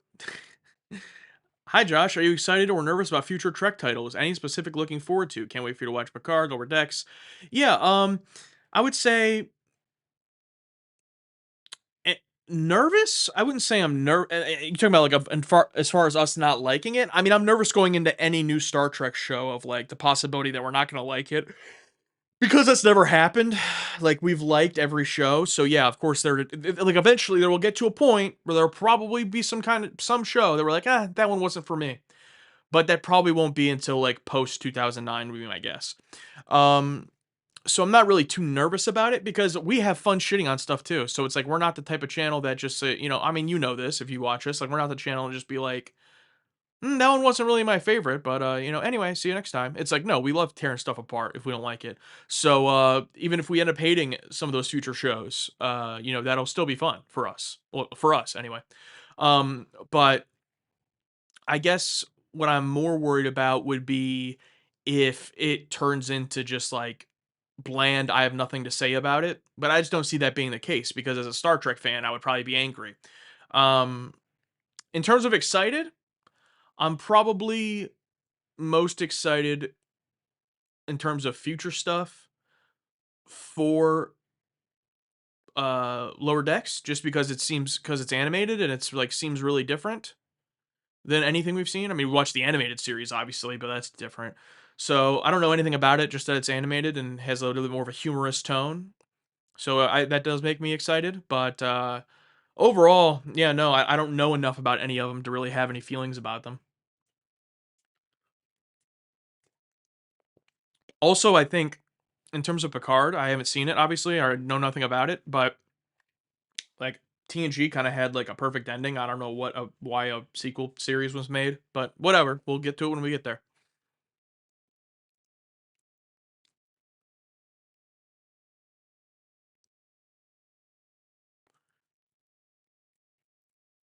A word of warning: DS9 season 4 episodes 6 and 7, 6 7 are in the wrong order on DVDs and streaming. Episode 7 originally aired before episode 6. Something has become mixed up all these years later.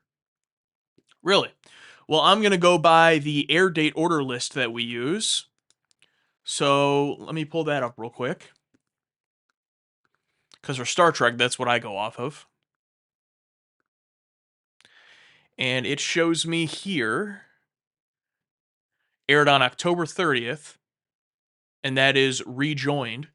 And then episode 7, Starship Down, aired on November 6th. Is that correct?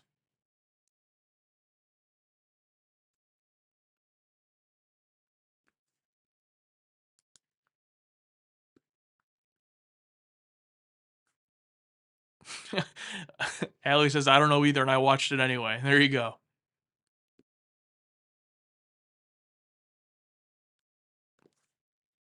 Oh, well, Little Green Men, it says is episode 8. You said 6 and 7. But that says it aired on November 13th. So are you claiming that even like the documented dates that it aired are incorrect?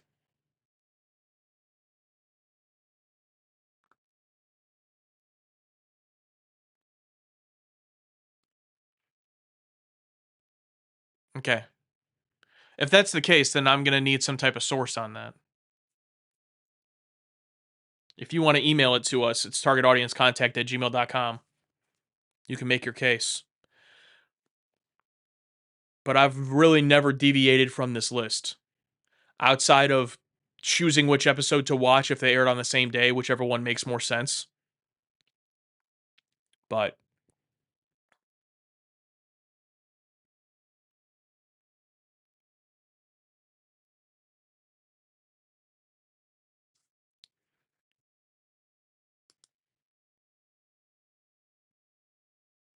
Little Green Man aired first and Starship Down. The production numbers confuse people. Okay. Well, I understand that. I'm just saying I'm going to need a source about it airing the way that you're saying is because, like, you know.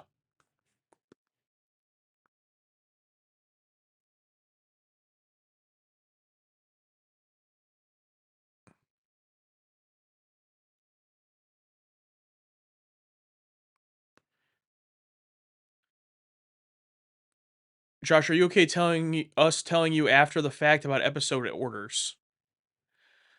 Yeah, I'm not sure what you mean, honestly, but yeah.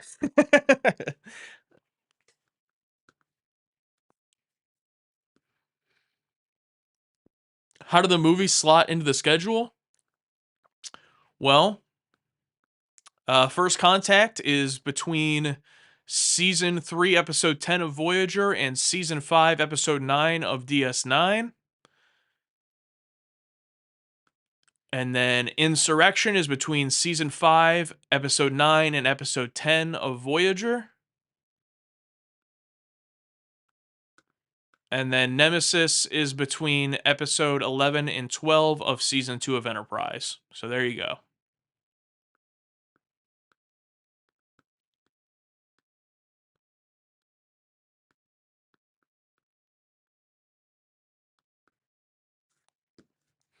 $2 super chat. Thanks, brother Jay.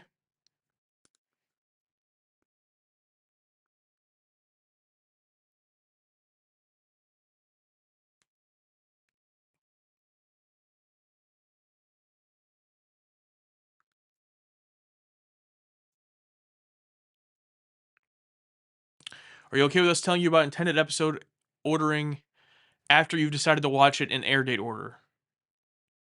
Oh, yeah, that's fine. I don't know if you're referring to like the whole season 1 finale situation with Voyager.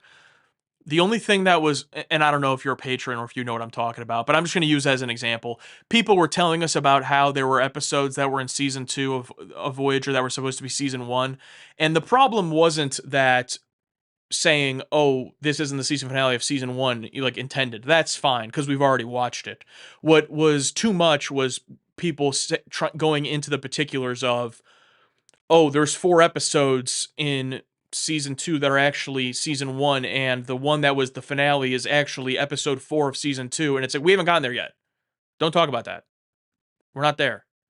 But in terms of right after we've watched that individual episode, then yeah, you can share whatever fact you want.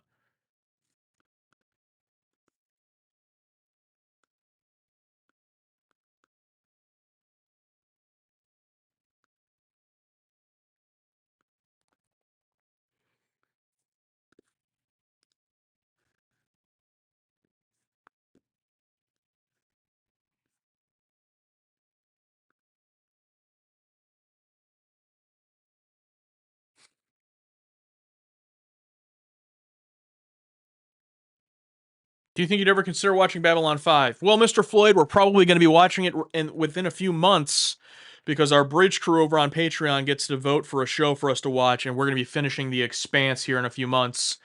And going off of previous votes, Babylon 5 is the strong contender. So,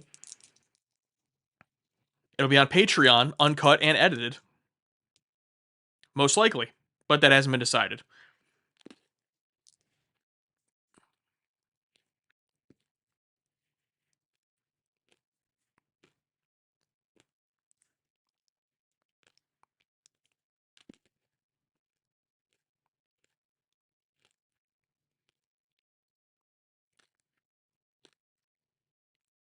Do you think Odo can shapeshift into a fart and follow Quark around? I don't see why not. I don't know why he would do that. Sixto. Yeah, Paramount has Little Green Men as later than Starship Down on the list, but the date is earlier.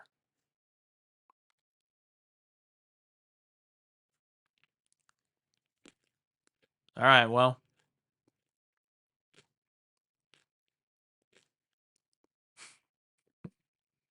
All right, Sixto's in the bridge crew, and he says Babylon 5 sucks, so he won't be voting for it. Or maybe he will. That's the twist.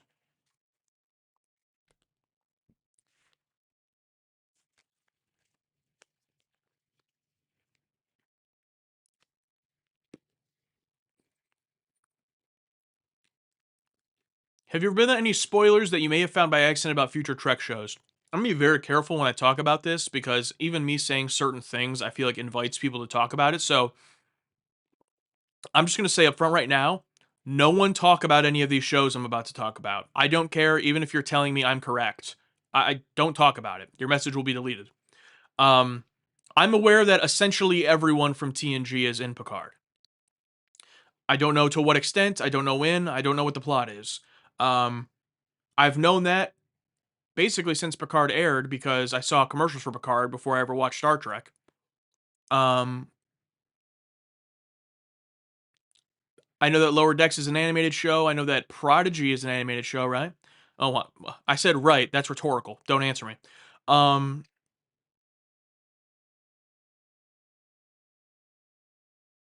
I know that Scott Bakula is the captain of the show Enterprise. That's all I can think of off the top of my head.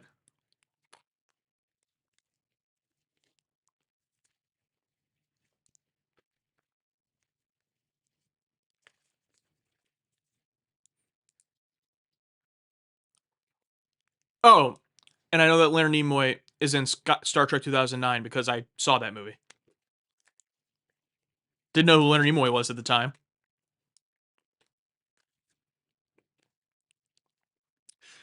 Doc Emmett Brown, thank you so much for the super chat. Thanks for the content. I look forward to watching your journey every night when I light up. Consider the show Fringe after X Files. Yeah, I believe. I don't know if Katie's still here. She can correct me if I'm wrong, but I believe Katie sent us that show. So we are considering it.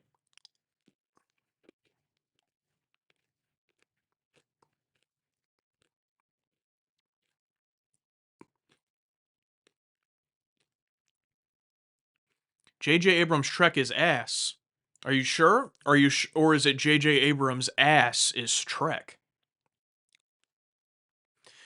Josh, are you and Alex currently enjoying season 2? I remember not liking it at the time, but looking back, I think it was strong. A Voyager? Yeah, we're enjoying it.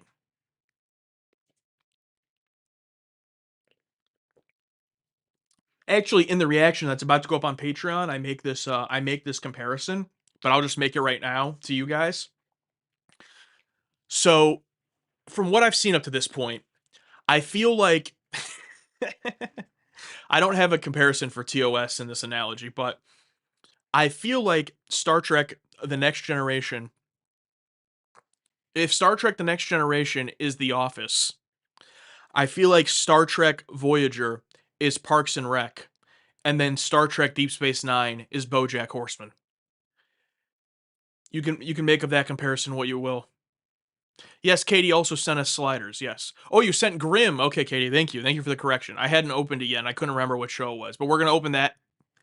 I don't know if you were here when I said it, but the day I get back from my trip, we're opening all of our stuff. So, or maybe we could open it all in that live stream we're gonna do, because that's the week I get back. Yeah, we'll probably do that.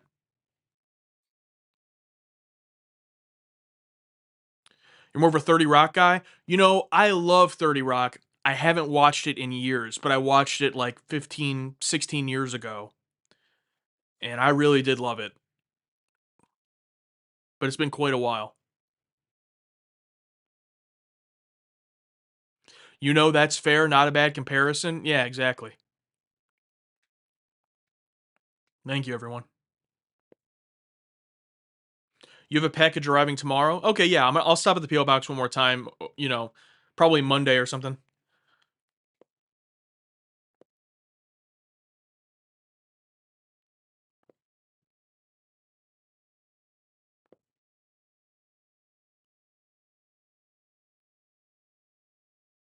Josh's opinions are always objectively correct. Oh, you see, Allie gets it.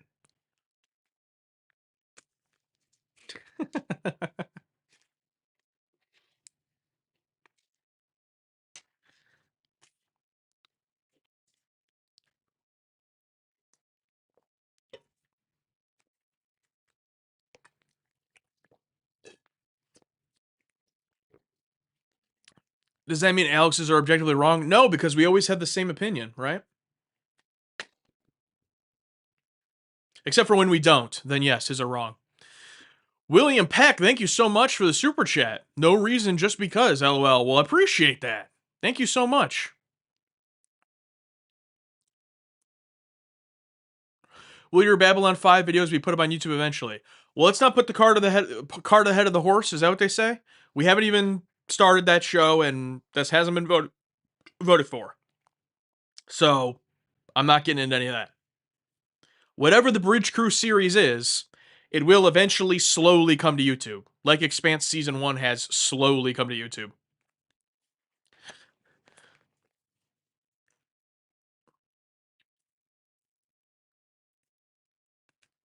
Do you watch the next time ads at the end of each episode? No, we do not.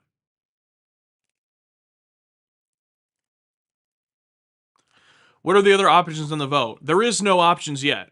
Typically, what we do is so we have a monthly hangout in the Discord, and when it's time to do a vote, we usually say, "Oh, you know, what are you guys thinking about?" I'll ask them in the chat, "What are you guys thinking about?" I'll take what seem to be the most popular suggestions, put them on a poll, and those will be the options. In the past, the most voted ones have been all the ones that you would expect. Obviously, The Expanse is one, but it's been basically Babylon 5, Battlestar Galactica, and a couple others have gotten a fair amount of votes, but you know, it's typically what you would expect from a group of Star Trek fans, and that's not anything. You know, that's not a positive or negative. It's just that's what you would expect. No one's voting for Chicago Med or something.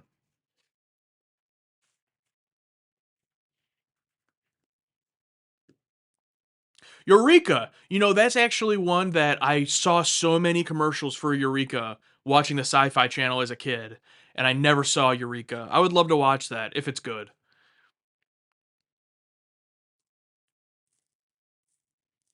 I'm getting the sense that morale is at an all-time high with where DS9 Voyager and X-Files are at.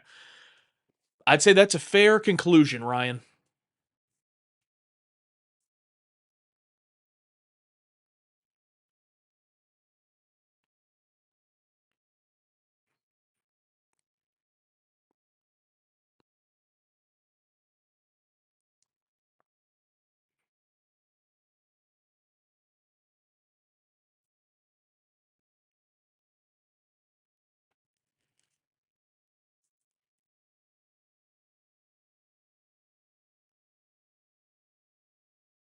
Josh, do you read all the YouTube comments on the reaction videos? I read yeah, I read basically all of them. Yeah, I do have moderators and we have filters and stuff to block the comments, but I do spend a lot of my time reading the comments, and that's why anytime there's a response or a heart or anything like that, it's me.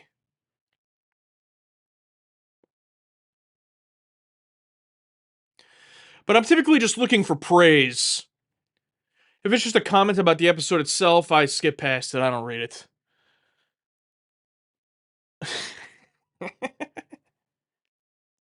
If it's an opinion about the episode, I move past it. I'm looking just for praise. Or if it's an insult, at least be a funny insult. Like a few weeks ago, I hearted one and just said, "You guys fucking suck." And then there we go. That's a good one.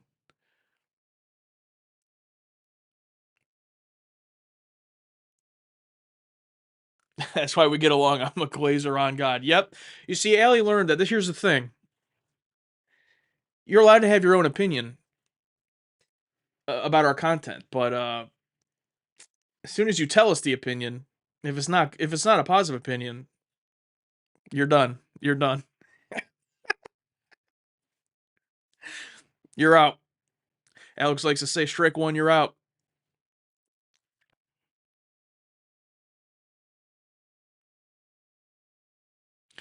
Is something ring on Discord? My messages aren't posting. Let me see. I haven't been in Discord.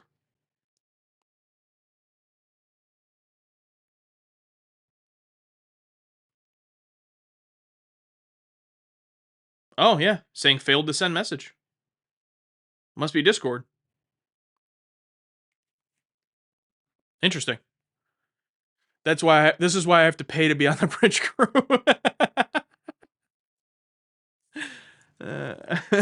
Yes.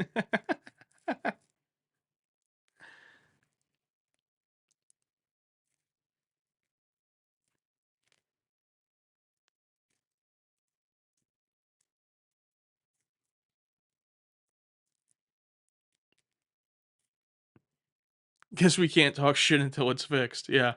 Oh yeah, for the other Discord. Yeah, you guys will have to wait. You've got to be kidding me. Did you guys hear this? What they said? Oh my god. You should have another tier for haters to pay for called ops, and they just get a channel you can't see. Or there's already a Discord I don't see, so anyone can join it. But I know some people don't use Discord, so I get that. But I tried to do one on Patreon, a channel that I wouldn't go into, and unfortunately, there's no way to hide it from me to where I would always see the preview of the latest message. So I tried making a spoiler room and I couldn't keep it because every time I go to the messages, I would see the preview of the latest message where, of course, if someone started their message with, oh, in Star Trek Generations, Kirk dies. It's like I would have been like, oh, so I had to get rid of it. But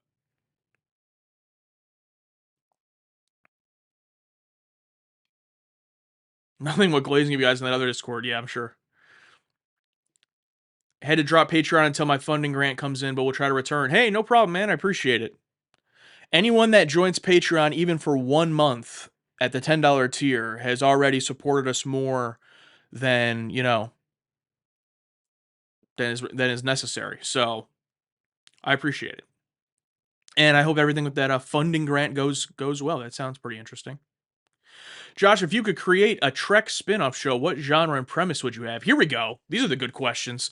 There was an unproduced TOS spin-off called Hope Ship set aboard a medical ship that always sounded interesting to me. Ooh, like a medical Star Trek show. That could be fun. Um, if I could create a Trek spin-off show, what genre premise would you have? Well, a lot of people probably already know my answer, but I'm doing it again. Okay. Here's what we're doing. It's set in the year 2371 because that's the year that I'm currently in our journey, so I can't really speak past that. It's in 2371. It's in San Francisco. And it's basically I don't know if anyone here has ever seen the show Undeclared, but it's basically the show Undeclared but with Star Trek Academy students. Now, yes, I'm aware that there is a show called Star Trek Academy that had 2 or 3 seasons or whatever, but I don't know what happens in that show, but I think mine would be different. And the genre would be similar to the show Undeclared or the later seasons of Boy Meets World, but not with a laugh track or anything.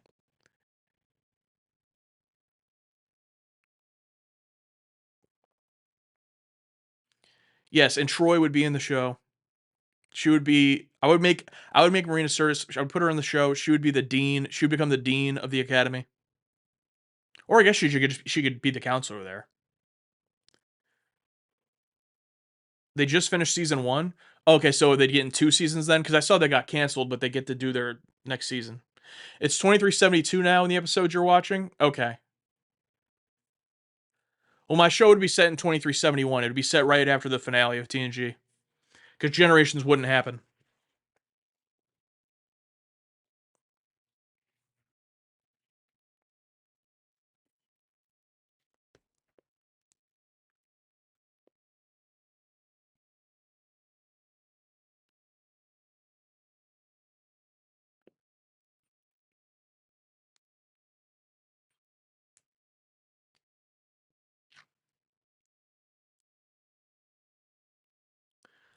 You watched Undeclared, Jonathan? You know, Jonathan, I feel like me and you watch a lot of the same TV. But did you like Undeclared?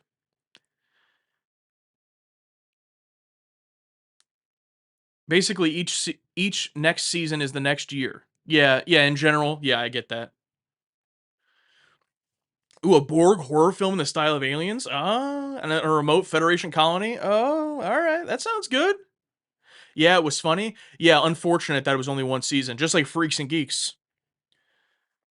But anyway, then my show. So then, so the main character of the show, you know, freshman at the academy, and then they'd have friends. They'd be characters in the show who are also at the academy, but then there would also be characters that are civilians that just live in San Francisco, and we'd get to see the perspective of people, and it could be human, but it could be whatever. You know, it could be human. It could be whatever it is. They don't have to be human just because they're civilian. It could be whatever.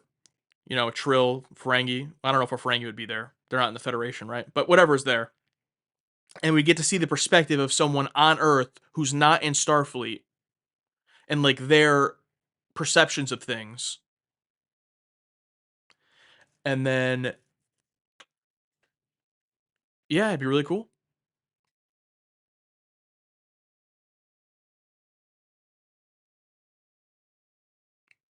Live action Futurama. Yeah. Yeah. And all the future elements. Okay. I'm not going to spoil anything about my reaction to about the Visitor, but one thing I really loved about the Visitor, this has like nothing to do with the plot, so I think this is okay to talk about. How in old Jake's like his house or whatever, it's essentially just like a modern day house. It's just like a normal looking house, but then he has the futuristic doors, and he has like a futuristic, like when they grab the books and they're like futuristic covers, but then everything else just looks like a normal house. It's like that's how everything in my show would look. Like everything would just be like it's the future, but you can only tell because there's like certain futuristic props and that's it. Like it wouldn't be like people Tony Stark looking at a hologram thing in front. Like it wouldn't be anything lame like that. One thing I love about the Visitor is crying without stopping for 45 minutes. Yep, yep. Opening from the opening shot, tears, but no context of what's going on, tears. As soon as you see Garrick's daughter, tears.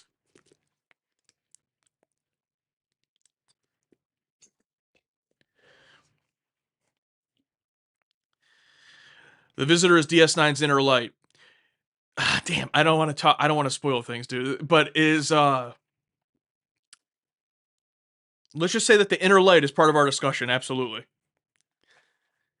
Have you ever considered playing Star Trek video games by date release order? Yes, we actually are going to be doing a Star Trek video game playthrough live on the channel in the hopefully this summer. We haven't decided what game yet.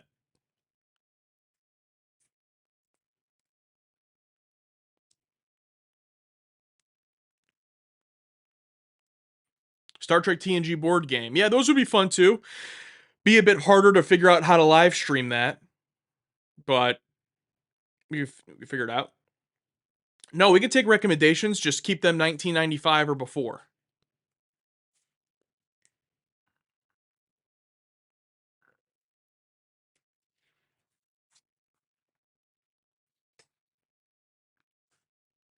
Let's see how my video's doing.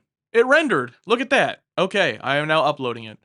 For those that are on Patreon, I am now uploading Voyager Season 2, Episode 7, the one everyone's been waiting for.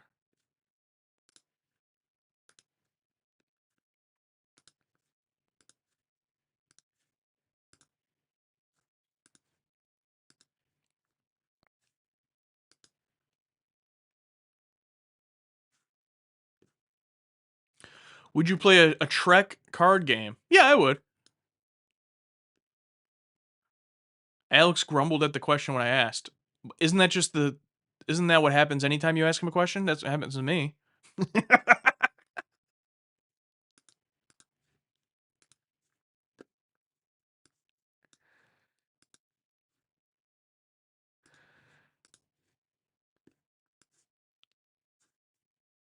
In the back of my mind.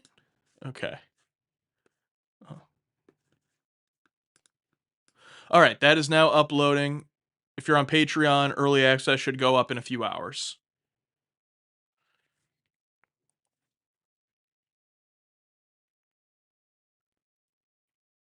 Most of the good ones are post 95. Well,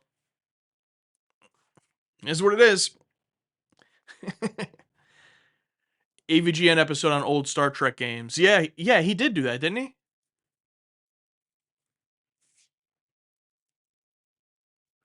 How much did you get to talk to Colin at the convention? Very brief, very brief. We actually, so we had badges that because we were part of the convention that basically acted as a VIP badge. It was an entertainer badge. So we got to go into the VIP line for whatever. And with Colin, he was actually the only person that we stood and waited in line while he wasn't at the table because the line for him was so long that we didn't want to risk the VIP line getting like super long. So we were when he finally got to his table, we were one of the first to see him. Um, we might have actually been the first to see him when he got to his table, but the line is so long, like it was quick. Just like all I said to him was, "Oh, nice to meet you. Thank you so much for your work. I appreciate it. Love your work. Blah blah blah," and got an autograph. That's it. Alex talked to him a little bit more and like told him he's tied for his favorite Star Trek character and all that. But like it wasn't like like Terry Farrell. We got to talk to her for like close to 10 minutes. Um, you know, Quark. Armin Shimmerman and the Nana Visitor. I didn't really talk to that long because like we're still watching the show, so like there's not much we can really talk about, and I don't want to be spoiled on anything. So like with both of them, it was very much like nice to meet you. I like your work. We're watching DS9 right now. Thank you very much. But Terry Farrell, we talked for like close to 10 minutes, mostly just about Meridian and like bullshit, and it was just great. Um, but she also had no line, so kind of depends on the line. I feel like kind of it depends on like the line and then the vibe of the person. Because like when I met the TNG people, like I was when I met Gates the first time in December at the convention. This is like obviously before the interview. Like she talked to me for a good 5 minutes, and like that was the first time I ever talked to anyone. So I was really like nervous and like wanted to I didn't know what to do, and like she was the one like encouraging the conversation because I praised her for Genesis, and then she was excited about that, and I could tell like when the conversation was ending, like I was okay leaving because I was like, I don't want to take up your time. I don't want to be rude. And she was like, just welcome to talk more. Um, and same thing with like Jonathan Frakes. He had a somewhat long line, but he was cool to talk. We talked about Beyond Belief for a while. And Brent was a little bit more business. I mean, he was just like on his phone texting like his granddaughter or something, and then we took the picture, and then I talked to him for a little bit, and he told me he never watched the show, and then that was basically it. But he was nice.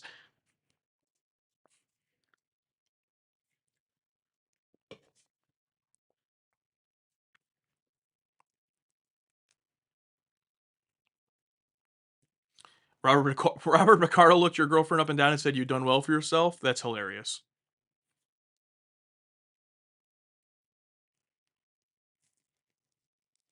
Chuck, you're going to be in Star Trek Las Vegas. All right, I'll see you there.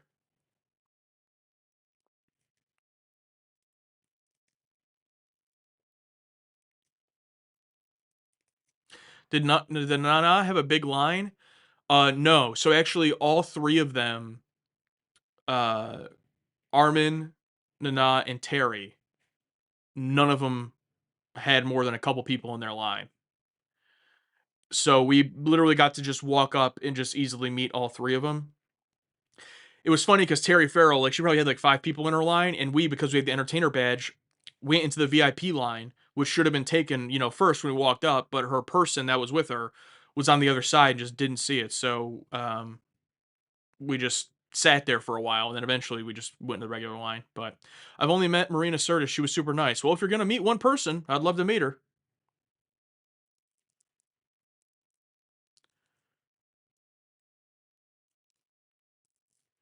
What happens when you saw Sixto the first time? Sixto, that's gonna be when I do see you for the first time, whenever that is. That'll be a legendary day.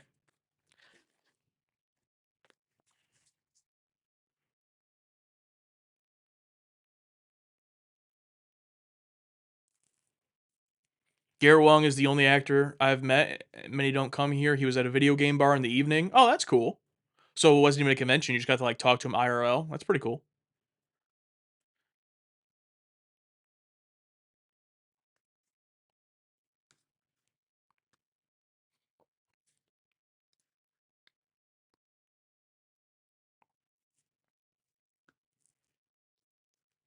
I never knew how Patreon upload works. So once you upload it, it becomes available in a couple of hours.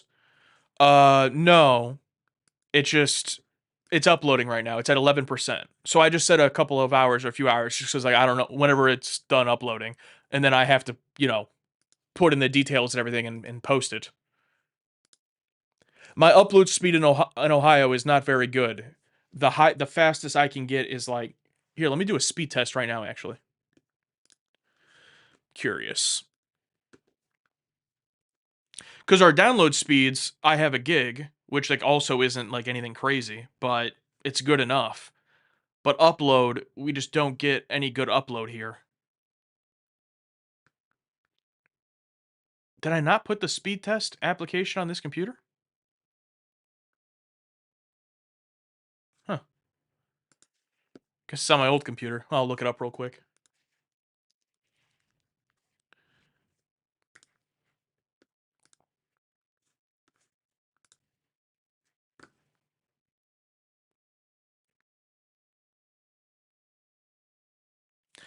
No, fiber's not available in my area, unfortunately.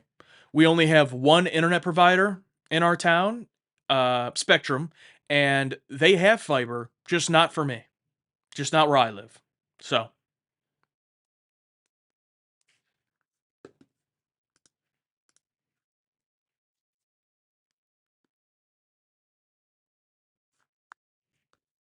and I do have wired internet down here, but I don't have it plugged in right now, so I'm not even getting the full download speed right now. So right now I only have 686 megabytes per second for download. My upload is 33. So, as to where a lot of places, let's say you have 1,000, it would be 1,000 download, 1,000 upload.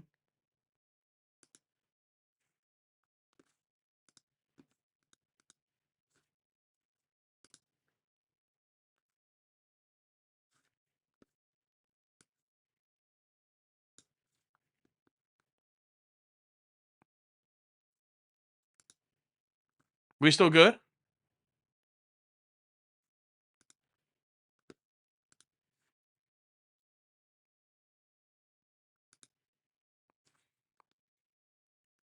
I'm back? Okay. I think the test might have messed it up. But anyway, my stream thing says excellent connection. But anyway, did you guys hear what I said? I have 33 upload speed. So even though it should be like 1,000 and 1,000, I have 33. And there's nothing I can do about that. Except move. So I'm moving.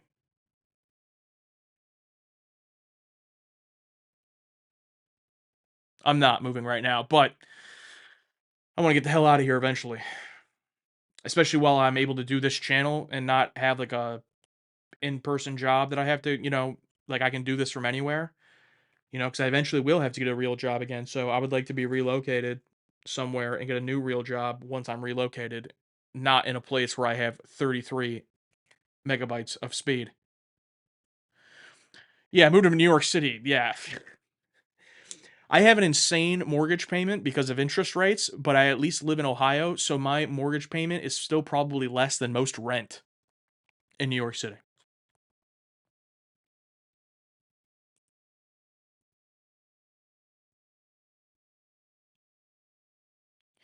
Why will you eventually have to get another job? They're always going to be making TV. Yeah, they're always going to be making TV, but at least so far, the only TV anyone cares about is Star Trek, and we're going to run out of that eventually. So, you know. Plus, even if that was the case in terms of watching TV, I'm not like delusional. I don't think I'm gonna be 50 years old doing TV reactions, but maybe. But it's just being realistic. Stream Dead again?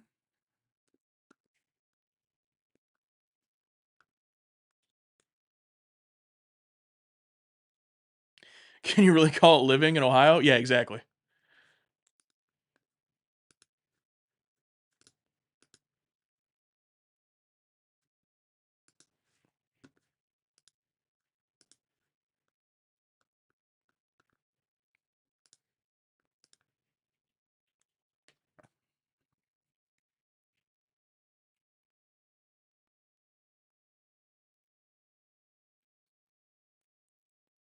Dude, you and Alex, this 80-year-old men just ranting about how bad the new Star Trek is.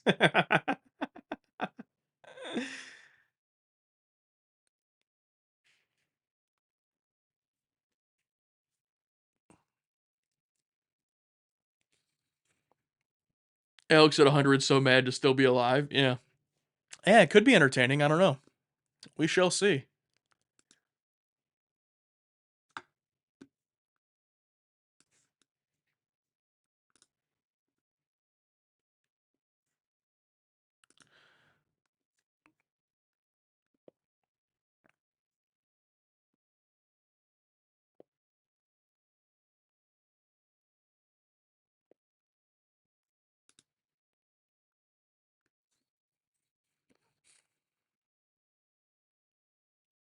Yes, we did a reaction to Forbidden Planet. Fun fact, that was actually our first ever in-person reaction.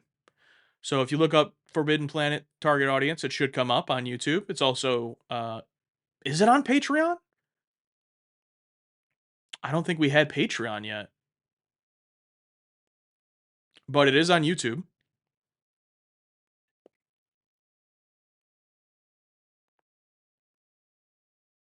But I'll give you the short version of our reaction. It's all right.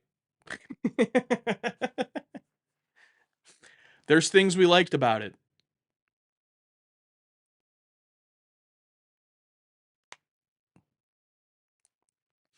Your dream next guest for Stage Trek. If it was dream next guest,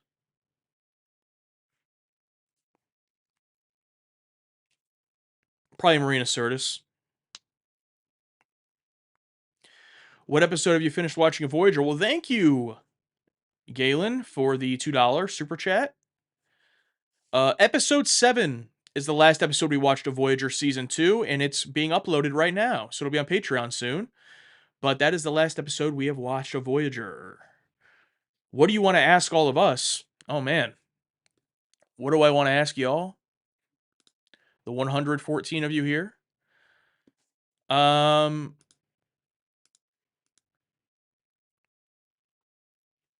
I guess I would ask you.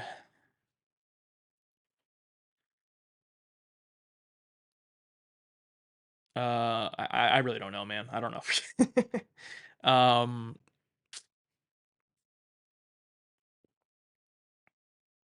Do y'all like Star Trek Enterprise? Just say yes or no. Don't say anything about it.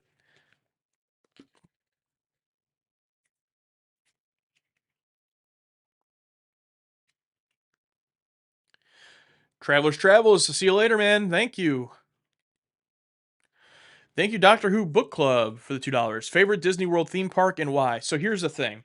They all have their gimmick, right? They all have like what is good about them, which is good. It's good they don't have repetitive parks.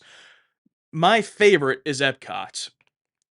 Even though Epcot is like the least Disney park, it has the best food, the best rides, and the best kind of just like ambiance in general. Oh, everyone's basically saying yes, by the way. We got a couple no's. We have some no's.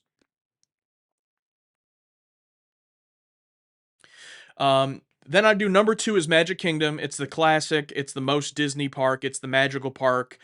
When you walk into Magic Kingdom and you see the castle, it doesn't matter like how old you are or anything. It's like it's like, oh shit, I'm at Disney World. It's like it's legit. It's the first park. Then I put number 3 as Hollywood Studios. I put it above Animal Kingdom because it has possibly my favorite ride, the Twilight Zone Tower of Terror. Um, and there's a few other decent things there, but the Tower of Terror is really that's the main attraction at this point of Hollywood Studios. And then Animal Kingdom. I've actually only been there once and I enjoyed it, but I haven't gone on Flight of Passage. I'm hoping to go on Flight of Passage soon. I don't know if I'm able to fit though, so we'll see. Disney rides, a lot of them are what the Disney community likes to call Pooh Bear friendly, in terms of friendly to fit on as a big person.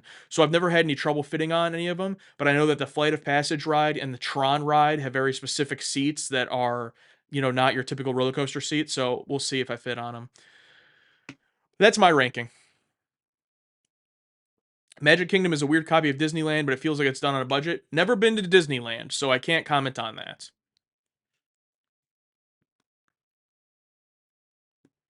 The castle is bigger though in Disney World. I know that.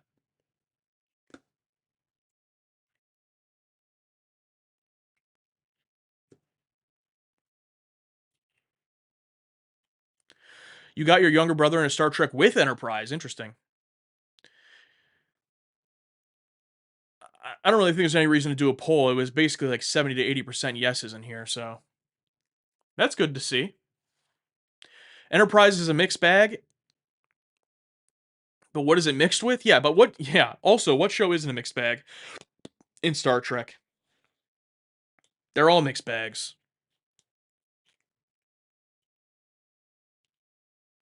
Ohio does have some great zoos. Yeah, if you're a zoo person, we have some great zoos. Go to Galaxy's Edge in a Trek uniform, establish dominance. I've actually never been to Galaxy's Edge, so I'm excited for that as well. They were building it the last time I went.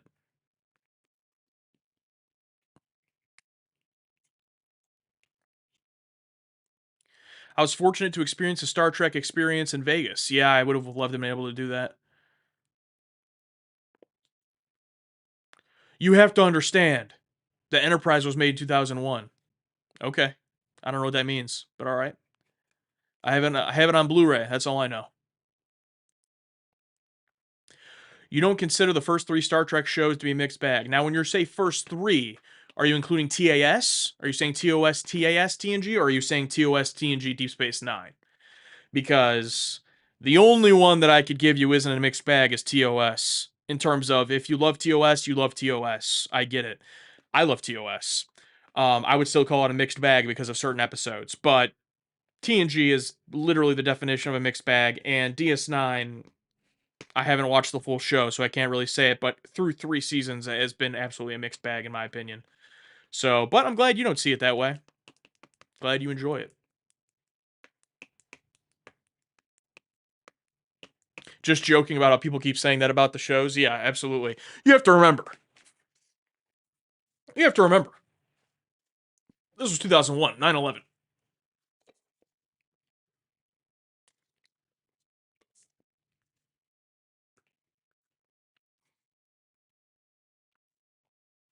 Enterprise is the first one shot in HD widescreen, so I felt it'd be easier for my younger brother to get into. Oh, okay, that's fair. Yeah, it's totally fair.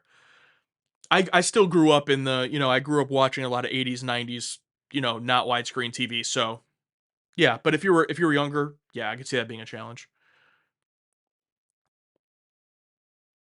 DS9 is greater than the sum of its parts.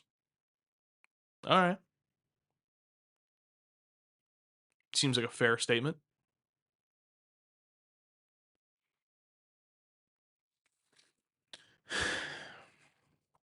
All right, y'all. Well, I'll probably be heading out soon here. I got to finish up, like I said earlier, if you weren't here, I got to finish up trying to make today my last day of work.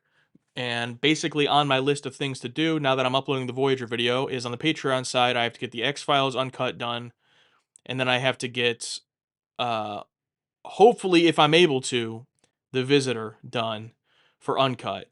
And then on YouTube, all the Star Trek for next week's already done. I have to do the X Files finale if I want to get that posted next Friday. Um, I think that might be it. So I have to do all that today if I want to be done with work until I get back. But X Files, me brother, yeah. Oh, I totally missed. I think you had a message earlier that said any tease about episode 3. You said that, right? Blood? I would just say I enjoyed it. I mean, it's just, I enjoyed it. Um, yeah, I don't know. I don't. It'd be hard for me how to explain otherwise without going into more, but it'll be up soon. So, Josh, did you see the fan animation of TNG era TAS? I think I did. I think someone sent it to me at some point. I don't know if I watched it to be honest, but I know what you're talking about. I apologize, Jonathan Frakes, Brent Spiner's podcast because I saw you were live. Oh yeah, good for them. Seems like they're having a good time over there.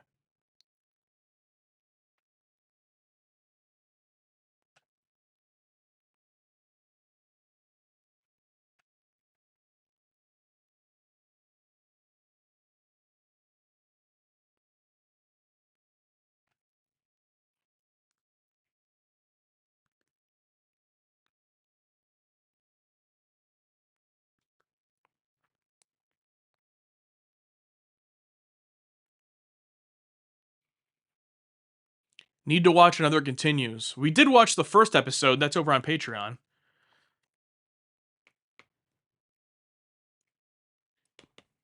Your skin looks nice. Well, thank you. Thank you, Tony. I did use some of my wife's face lotion about a week ago, one time. So I guess that did the trick.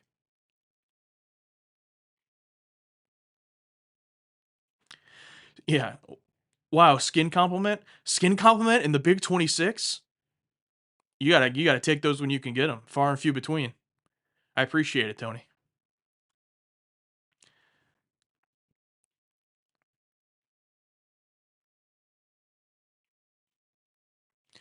Your May calendar is wrong for Voyager. Yeah, I know. I know. I didn't change the last episode says episode 2. I know if that's what you're talking about. Obviously it's not episode 2. I think it's episode 9, I think.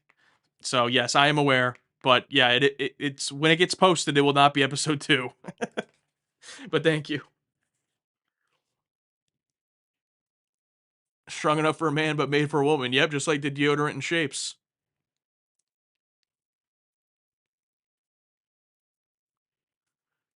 Who are the women on the posters? Well, these are vinyls. And that is Sabrina Carpenter. That is Katy Perry. That is also Sabrina Carpenter. That is Chapel Roan. And that is Lana Del Rey. And well, her name's on it. So, and then down there we got some Beatles and some Pink Floyd that I just reacted to on my solo channel within the last few months.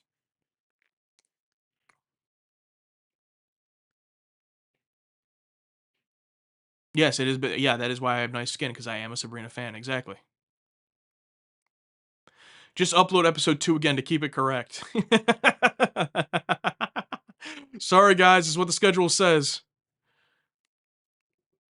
You get to see Aaron Eisenberg again.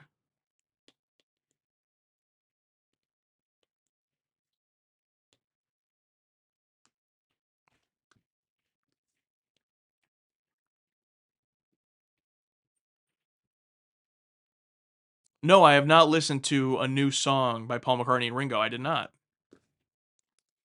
But I am going to go all the way back to the beginning for the Beatles with my next Beatles reaction, probably in June.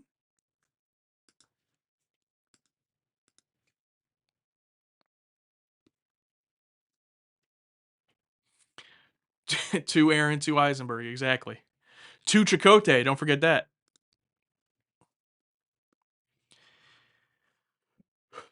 Need to react to the album Mr. Spock's Music from Outer Space. Yeah. Maybe one day we'll do some Star Trek music reactions on the channel. Nah, one is enough. Damn, dude. Chakotay always be getting roasted. He's not my favorite either, but it's like, sometimes I feel bad. I remember when we did the poll before starting Voyager. Which character do you think will be our favorite? Chakotay was one of the only ones with no votes. It's like, damn.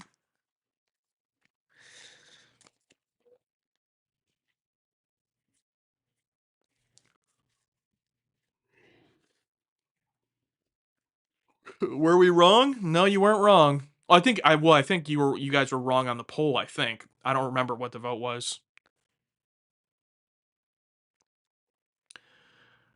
Own any Star Trek soundtracks? The only I own the motion picture Anniversary edition on vinyl. That's it.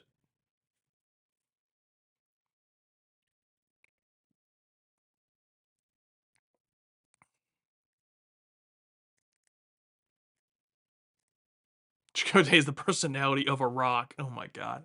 The Rock? Any predictions, thoughts you would like to share for First Contact? My guess is it's going to include a First Contact scenario. I'm also going to predict that Picard will be in it. That's about it.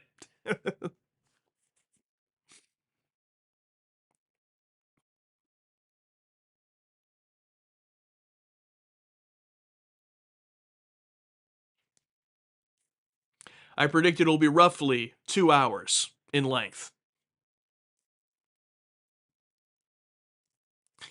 Huge, big if true, huge if true. Wow, I knew you had already seen it.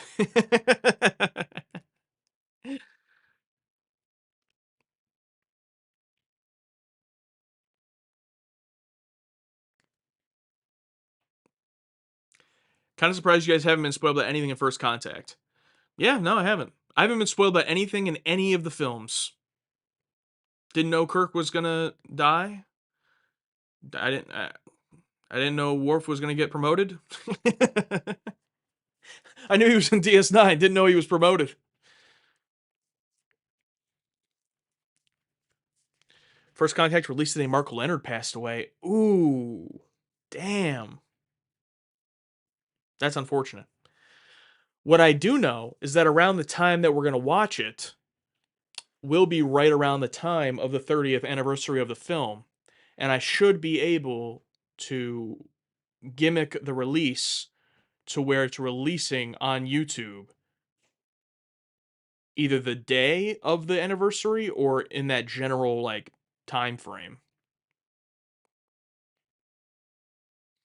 So maybe that'll earn us an extra 4 or 5 views. And hopefully we like it so so that people give it a thumbs up and we get more views. But you know us, we'll probably think it's like a solid B and everyone will be pissed. Oh, Sophie's here. What's up?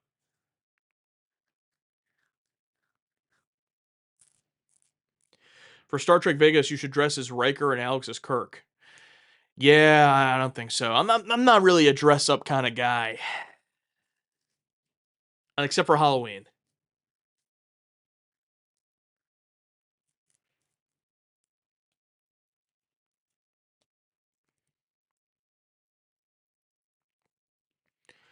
Are you going to watch The Journey's End? Yeah, we are going to watch it eventually.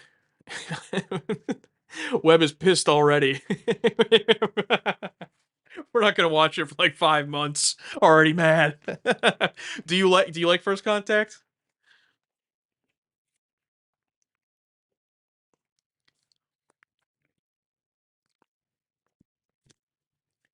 You should dress up like someone who likes Star Trek. Imagine how much bigger the channel would be if we liked Star Trek. That'd be crazy to think about.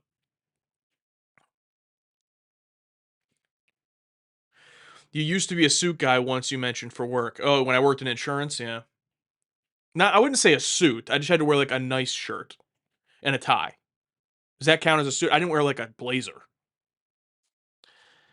But I remember my boss tried to get me to wear a blazer once. He's like, "We got to look more professional," and he took me to Joseph A. Bank. It's like, get the vibe, bro.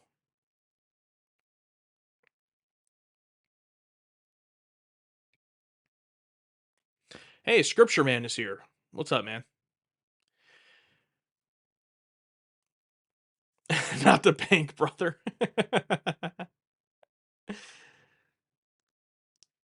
First Contact is your favorite Trek film? All right, nice. Yeah, hopefully we like it. I mean, we like for as much shit as we give it, like when we meme on it, like we liked Generations.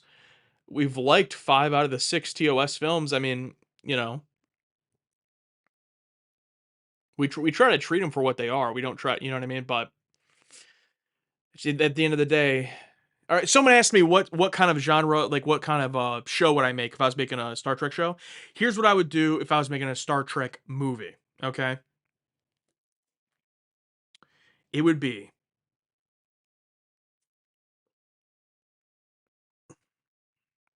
well, now I'm trying to think like, okay, what era am I talking about? Because it couldn't be a movie today unless it was just like a reboot. Okay, let's say I was the one doing Generations, right? Get rid of Kirk. We don't need any of that. We're not doing any of that. It's just gonna be a TNG film, and it's gonna be the crew, and they're going to get into a scenario where they have to, like, think of just like a regular mission, TNG type mission, but they have to beam down to a planet, and not all of them. So there'd be an A story, B story in the movie. Okay, you guys are making me break. Star Trek Noah Darren, yeah. And you're gonna go in the A story. They beam down and they are on this planet, and something happens where whatever they're doing on this planet, like they get separated from the ship. Like the ship can't beam them back up, so they're like stuck. This is a classic Star Trek story, right? It's a classic Star Trek thing, and they're down on the planet. They're stuck. Let's say, so this is the TNG cast. So let's say down on the planet is, we'll do like early TNG away team. So it's like, what, this might have even been the away team in Generations too. Riker, Worf, uh, Beverly. Do I want Data on the ship?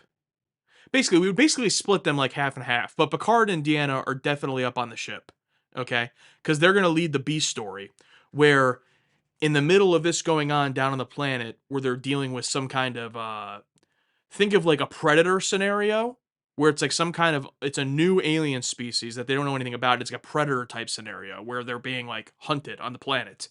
And then up in the ship, Deanna and Picard have to deal with Starfleet, an admiral. You could bring back an admiral, you can do a new one, whatever, where they would have to, like, basically the classic, like, they want them to leave for whatever reason. Like they don't want them staying there because they can't like find the away team. So then you basically have a B story is like a diplomatic thing with Picard and Deanna and maybe some others, but like them two primarily dealing with this. And then down on the planet they're dealing with this predator type scenario. But then you have to have the twist, and the twist is Starfleet like is involved with this planet, and that's why they don't want, so it's not that they want them to leave because they're like, oh, you got to get out of there, like they're gone, whatever, leave. But in reality, their motivation is because they don't want anyone to find out what they did on this planet. Like it's been buried what they did here with this species. And Deanna and Picard eventually find this out. That's the reveal of the twist. I think it'd be pretty good. Basically, you want to mix in the conspiracy angle of something like the Pegasus, and then have an away team story that's in the vein of like a Predator, like action adventure. I think it'd be pretty cool. Because then you kind of get the, no pun intended, best of both worlds of TNG.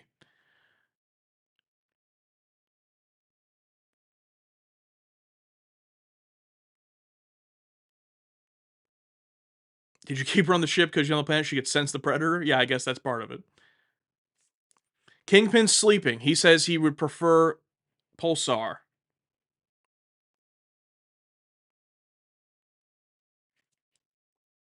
Petra would ruin this because he'd want to fight the Predator shirtless. Yeah, see, that's the problem. Is I'd come in with this idea, and then yeah, it would just it wouldn't work out.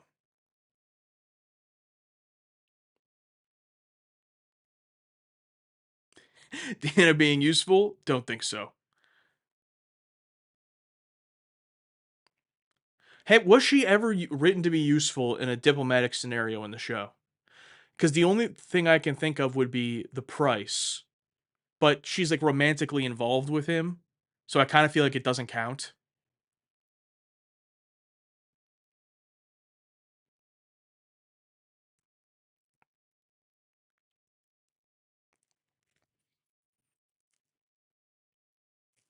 I tried to join the channel as an audience member, but I cannot figure out how to get Patreon YouTube to let me look at any locked content. I'm 60, so probably did something wrong.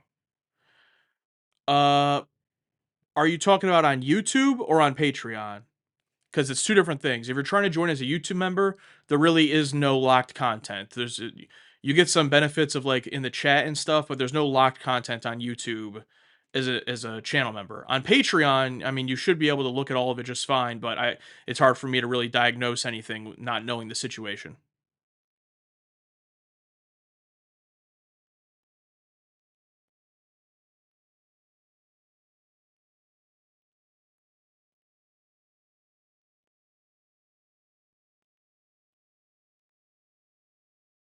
If you count her as a Romulan, okay, yeah, face of the enemy. That'd be a great example. But she is a Romulan, so yeah, I would like to see one where she's just herself and is just competent as Commander Troy doing something diplomatic.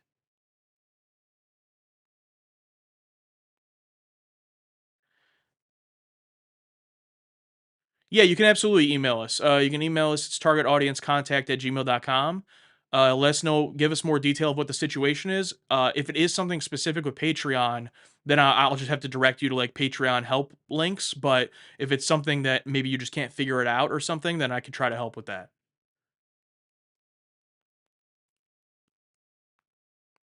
Disaster also, but that wasn't diplomacy. Yeah, yeah, close. Yeah, close in the sense of she got to be captain for 4 minutes or whatever. But yeah, I'm talking more straight up diplomacy or straight up like Starfleet relations,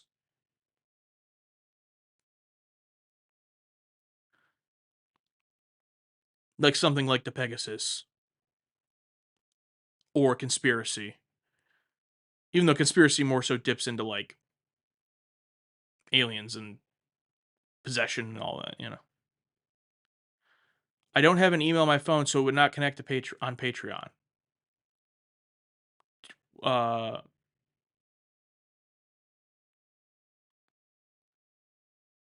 I mean, do you have an email I mean, you must have an email, right? In general.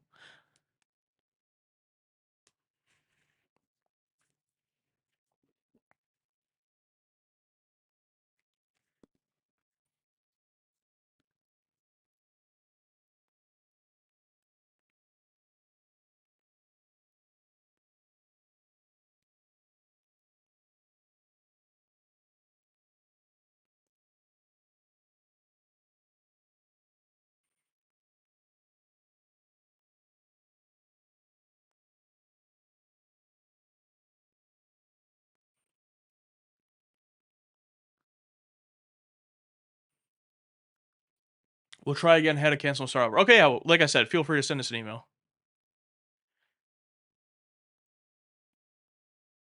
Wharf of Wall Street. Oh my god.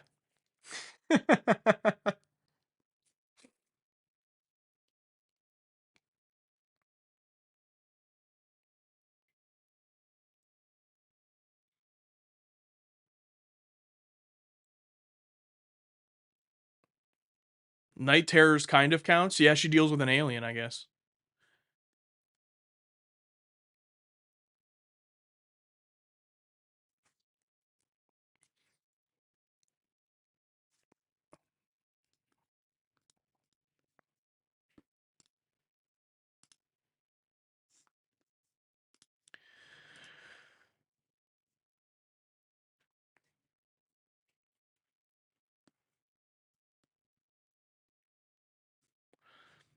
Thank you, Alaska Groundhog. I love watching you guys watch Star Trek, especially Voyager. Thank you. Arandora. Hey Josh, maybe dress as admirals and at the next con live. I'm late, but you'll like First Contact. A friend wanted to play the theme at her wedding. As far as I know, she did. W. That's sweet for your friend. Monday is Sabrina Carpenter's 27th birthday. How are you celebrating? Ooh, did not know that. I'll have to figure that out.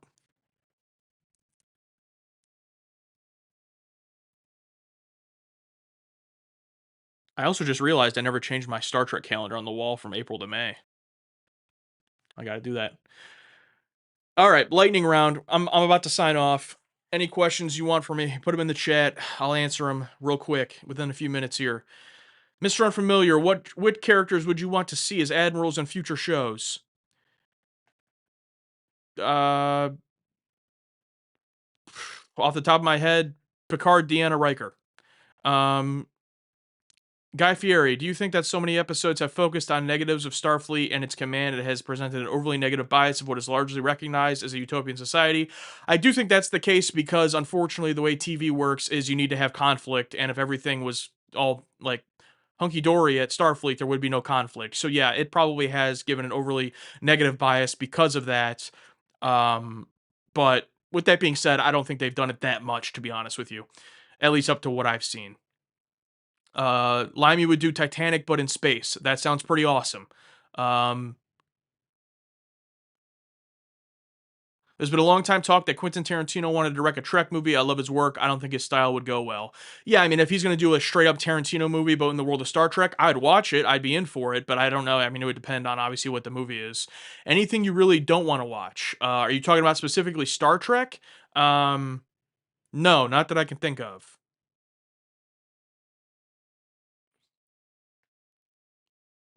If you're talking about just like in general, modern serialized stuff. Question: when are you coming over? I'll talk to you later. Daryl, do you think C and D Trek episodes are still better than B and C episodes of other shows? Yes. Is bad Trek better than mediocre other shows? Basically, yes.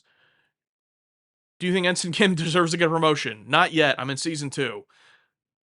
Ever watch Lost? I've only seen the first episode, but I know what the ending is. Alex has seen the whole thing. Todd, loving the Star Trek reactions, upgrading my membership to get Wade the Warrior early. Based, W. Todd. So worth it. Can't wait for the next bunch of episodes. Thank you very much. I appreciate your support.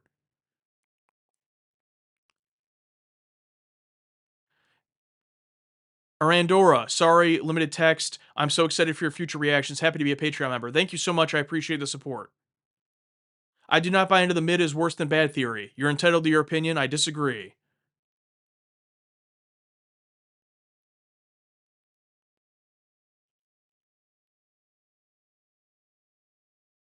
He said his movie was going to be like a piece of the action where the planet was based on his style of movies. Are you talking about me? Sixto's back. When you check what episodes actors have been in, do you take care to not see future Trek episodes or see them all? Um, yeah, I can't really think of a scenario where we typically look at what episodes actors have been in. We're usually looking more so at like directors, writers, things like that. I guess maybe in the rare case of like guest actors, maybe.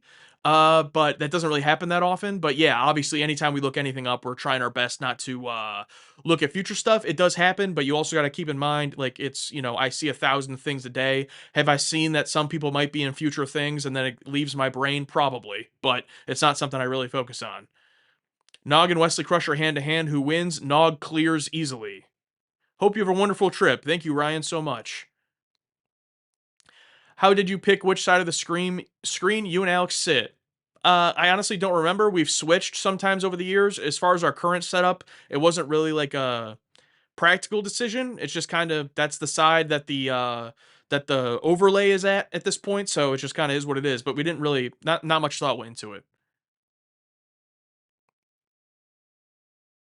Have a great night, Mr. Unfamiliar. Thank you.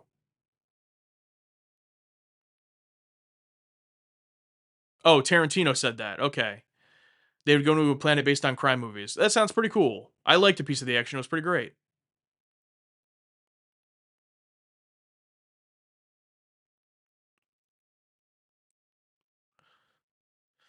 All right, y'all. It's been fun. Thank you so much.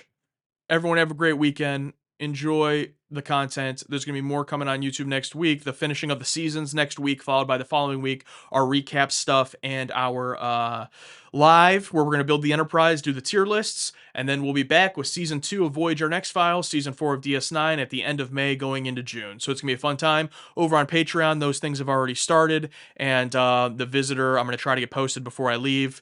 Hopefully I do, but if not, the schedule is up there for when it'll definitely be up by. Can't believe you wouldn't answer my Brooks Brothers question. I don't remember it. What did you say? I don't know what Brothers Brooks is. No Joseph A. Bank, but what about the Brooks Brothers? I don't know what that is.